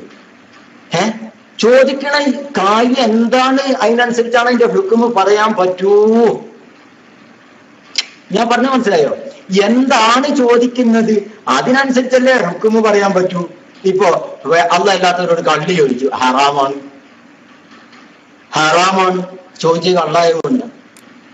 അള്ളാഹ് അല്ലാത്തവരോട് ചോദിച്ച കള്ളായതുകൊണ്ട് ഹറാമാണ്. ആ ചോദ്യം തന്നെ ഹറാമാ. എന്തുകൊണ്ട്? ചോദിച്ച സാധനം കള്ളായതുകൊണ്ട്. അല്ല, വേറെ ഒരുത്തിനെ ആക്രമിക്കാനുള്ള സഹായമാണ് വേറെ ചോദിക്കണത്, ചോദ്യം ഹറാമാണ്. കാരണം എന്താ? ചോദിച്ച കാര്യം അങ്ങനെ ആയതുകൊണ്ടാണ്. ഇങ്ങനെ ചോദ്യം എന്താന്ന് മനസ്സിലായാലാണ് എന്ത് ചെയ്യാൻ പറ്റുള്ളൂ, അതിന്റെ ഹുക്മ് പറയാൻ പറ്റുള്ളൂ. അള്ളാഹ് അല്ലാത്തവരോട് ചോദിക്കുന്നത് ശിർക്കല്ല എങ്കിൽ പിന്നെ എന്താണ് എന്ന് പറയുമ്പോൾ ആ ചോദ്യം എന്താണോ അള്ളാഹ് അല്ലാത്തവരോട് ചോദിക്കുന്നത് അതിനനുസരിച്ചാണ് അതിന് മറുപടി കൊടുക്കാൻ പറ്റുള്ളൂ. അല്ലാതെ മൊത്തത്തിലൊരു മറുപടി അതിന് കൊടുക്കാൻ കഴിയില്ല. കാരണം ചോദ്യത്തിനെ അനുസരിച്ചിരിക്കും. അള്ളാഹ് അല്ലാത്തവരോട് എന്താണോ ചോദിക്കുന്നത് ആ ചോദ്യത്തിനെ അനുസരിച്ചിരിക്കും അതിനുള്ള ഹുക്മ്. അത് വിഭിന്നമായിരിക്കും. മൂന്നാമത്തെ ചോദ്യം ഹലാസ്. ഇനി അല്ല, സംശയം തന്നെയൊക്കെ ചോദിക്കട്ടെ. മൂന്നാമത്തെ ചോദ്യം കഴിഞ്ഞു എന്ന് പറഞ്ഞാൽ നിങ്ങൾ നിർത്തണ്ട. മൂന്നാമത്തെ ചോദ്യം ഉത്തരം പറഞ്ഞിട്ടുണ്ട്. ക്ലിയർ ആയിട്ടില്ലെങ്കിൽ നിങ്ങൾക്ക് വീണ്ടും ആ ചോദ്യം വീണ്ടും ചോദിക്കാവുന്നതാണ്. ഓക്കെ, അസ്സലാമു അലൈക്കും.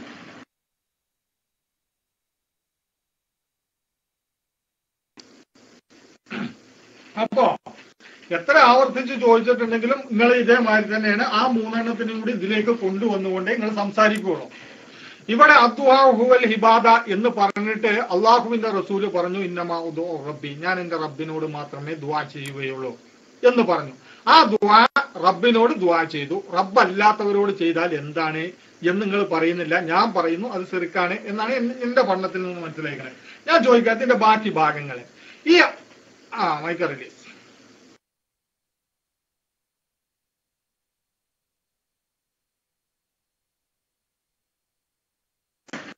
ഞാൻ ചോദിക്കാത്തതിന്റെ ബാക്കി ഭാഗങ്ങൾ ഈ സത്യത്തിൽ എന്താ ഇപ്പൊ നടക്കുന്നത് മുസ്തഫ? ഇന്നമാ അതുകോ റബ്ബി, ഞാൻ എന്റെ റബ്ബിനോട് മാത്രമേ പ്രാർത്ഥിക്കുള്ളൂ. അവിടെ ദൈവത്തിലേക്കാണ് ദുആഇനെ ചേർത്തി. അപ്പൊ ആരാധന എന്ന അർത്ഥം ഞാൻ നേരത്തെ പറഞ്ഞതല്ലേ അത്. അപ്പൊ ഞാൻ എന്റെ റബ്ബിനെ മാത്രമേ ആരാധിക്കുള്ളൂ എന്നാണ് അർത്ഥം. മനസ്സിലായില്ല മുസ്തഫ? അവിടെ ആരാധിക്കൂല എന്നാണ് അർത്ഥം. കാരണം റബ്ബിലേക്ക്, ദൈവത്തിലേക്ക് ആരാധന, പ്രാർത്ഥന, ദുആ എന്ന പദം ദൈവത്തിലേക്ക് ചേർത്തുമ്പോൾ അതിന് ആരാധന എന്നാണ്. ആ ആരാധന അള്ളാഹ്ക്ക് മാത്രമേ ഞാൻ അർപ്പിക്കൂ എന്നാണ് പറഞ്ഞത്. ശരിയാണ്. എന്നാൽ ദൈവമല്ലാത്തവരിലേക്ക് ചേർത്തുമ്പോ ഇതേ അർത്ഥമല്ല, ആരാധന എന്ന അർത്ഥമല്ല വരുന്നത്. സഹായാർത്ഥന എന്നുള്ള അർത്ഥമുണ്ട്, പ്രാർത്ഥന എന്നുള്ള അർത്ഥം. ആ പദം ദൈവമല്ലാത്തവരിലേക്ക് ചേർത്തുമ്പോ യാചന എന്നുള്ള അർത്ഥമുണ്ട്, അപേക്ഷ എന്നുള്ള അർത്ഥമുണ്ട്, ഒക്കെ ഉണ്ട്. അതുകൊണ്ട് തന്നെ പറയാൻ പറ്റൂല ഏതർത്ഥത്തിനാണ്. സദ് ഒരു മിനിറ്റ് ഒന്ന് മൈക്കിലേക്ക് വരും. 2-3 മിനിറ്റ് കൊണ്ട് ഇൻഷാ അല്ലാഹ് ഞാൻ തിരിച്ചു വരാം. കാരണം കടയിൽ നിന്ന് ഒരു പെട്ടെന്നൊരു ഇത് വന്നിട്ടുണ്ട്. മുസ്തഫ പോകരുത് പ്ലീസ്. ഇൻഷാ അല്ലാഹ് ഒരു 5 മിനിറ്റ് കൊണ്ട് ഇൻഷാ അല്ലാഹ് പെട്ടെന്ന് തിരിച്ചു വരും. ആൾക്കാർ നോക്കിക്കട്ടെ. ആരെങ്കിലും അഡ്മിൻസ് പ്ലീസ് മൈക്കിലേക്ക് വന്നോളൂ. ഞാൻ വന്നാൽ റൈസ് ഹാൻഡ് ചെയ്തോളാം. അസ്സലാമു അലൈക്കും.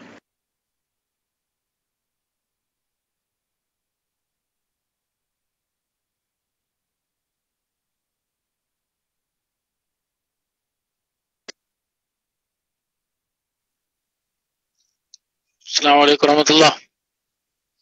ബാവാമീർ പോയോ? ബാവാമീർ ഡെസ്കിൽ ഇല്ലേ? ഞാൻ എല്ലാം ഡെസ്കിൽ മാറാൻ പോകുമ്പോഴാണ് ഉസ്താദ് പറഞ്ഞത്. ഇന്ന് റൂമിൽ നിന്ന് പുറത്തിറങ്ങാൻ നിൽക്കുമ്പോഴാണ്. ഏതായാലും മുസ്തഫാക്ക് മനസ്സിലാകാത്തത് കൊണ്ടാണോ അതോ അഭിനയിക്കുകയാണെന്ന് അറിയില്ല. ശ്രോതാക്കൾക്കൊക്കെ വ്യക്തമായല്ലോ. നിങ്ങളുടെ നേതാവ് മുജാഹിദ് പ്രസ്ഥാനത്തിന്റെ സംസ്ഥാന പ്രസിഡന്റായിരുന്ന മൗലവിയാണ് KP മുഹമ്മദ് ഇബ്ൻ അഹമ്മദ്.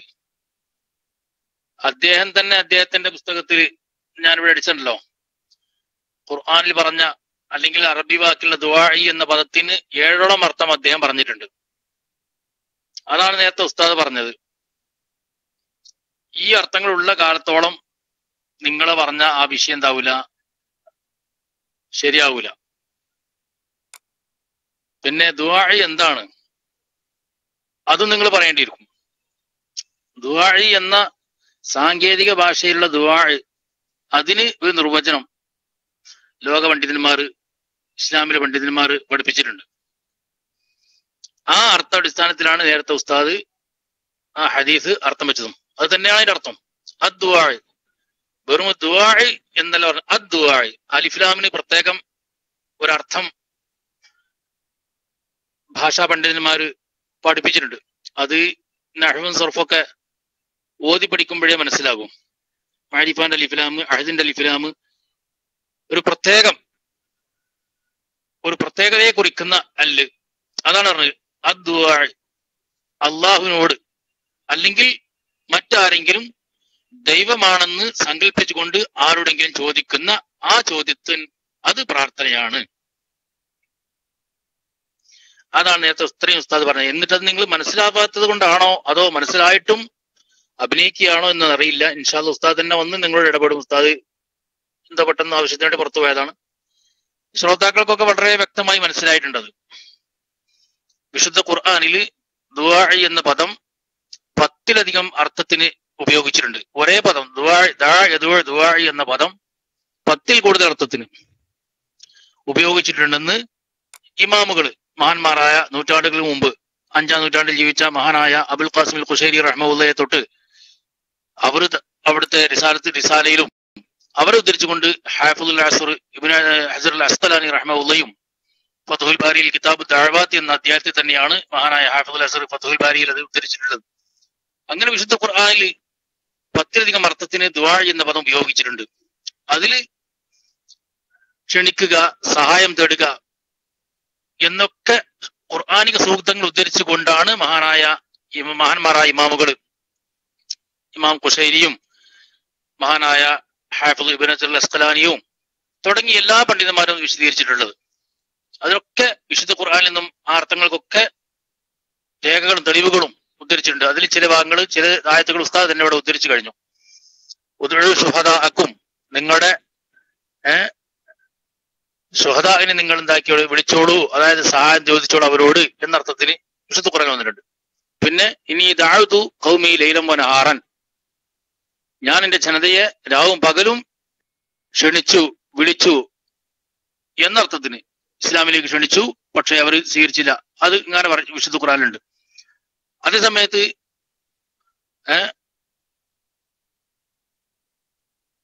എന്ത് പ്രാർത്ഥിച്ചു ആരാധിച്ചു എന്നർത്ഥത്തിന്.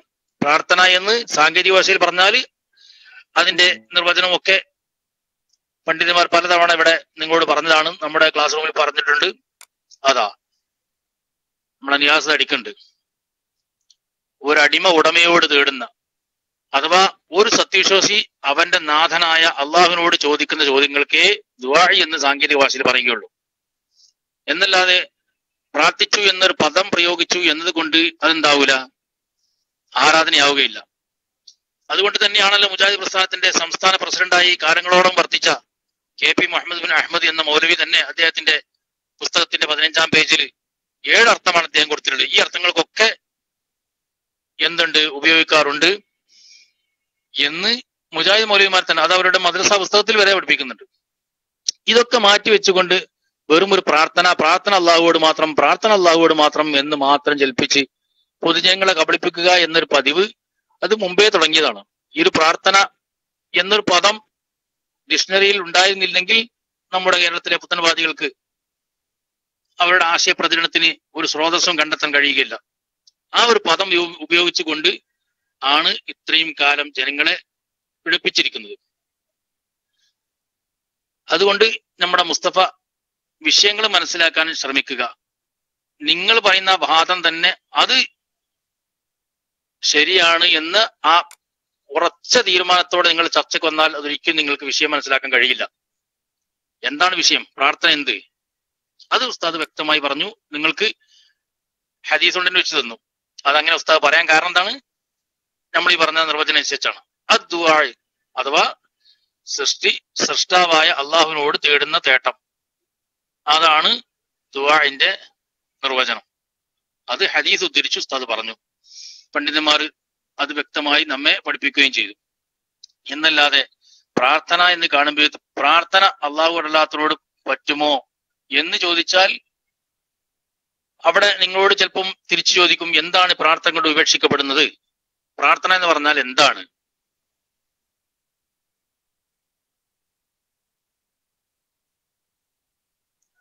അതൊക്കെ മൈക്കിൽ നിന്ന് ചോദിക്കാം മൗലവി സാഹിബേ. മന്നജ് സലഫ് എന്ന് പേരിട്ടോണ്ട് വരില്ല, മന്നജ് സലഫ് ഇല്ലല്ലോ. മദ്ഹബ് മന്നജ് ഒന്നും പാടില്ലാത്ത വഹാബികളല്ലേ. ഖുർആൻ ഹദീസ് എന്ന് വെച്ച പേര് മന്നജ് സലഫ് അല്ല, ഖുർആൻ ഹദീസ് അതല്ലേ ഉള്ളൂ. അതൊക്കെ മൈക്കിൽ നിന്ന് ചോദിക്കണം. എന്നല്ലാതെ നിങ്ങൾ വെറുതെ ടെക്സ്റ്റ് അടിച്ച് എന്തെങ്കിലും ടെക്സ്റ്റ് അടിച്ചോണ്ടും കാര്യം. അതൊക്കെ ഇൻഷാ അല്ലാഹ് ഒക്കെ ധാരാളം പ്രാവശ്യം ഇവിടെ ഉസ്താദ്മാർ നിങ്ങളുടെ ചോദ്യങ്ങൾക്കൊക്കെ മറുപടി കൊടുത്തതാണ്.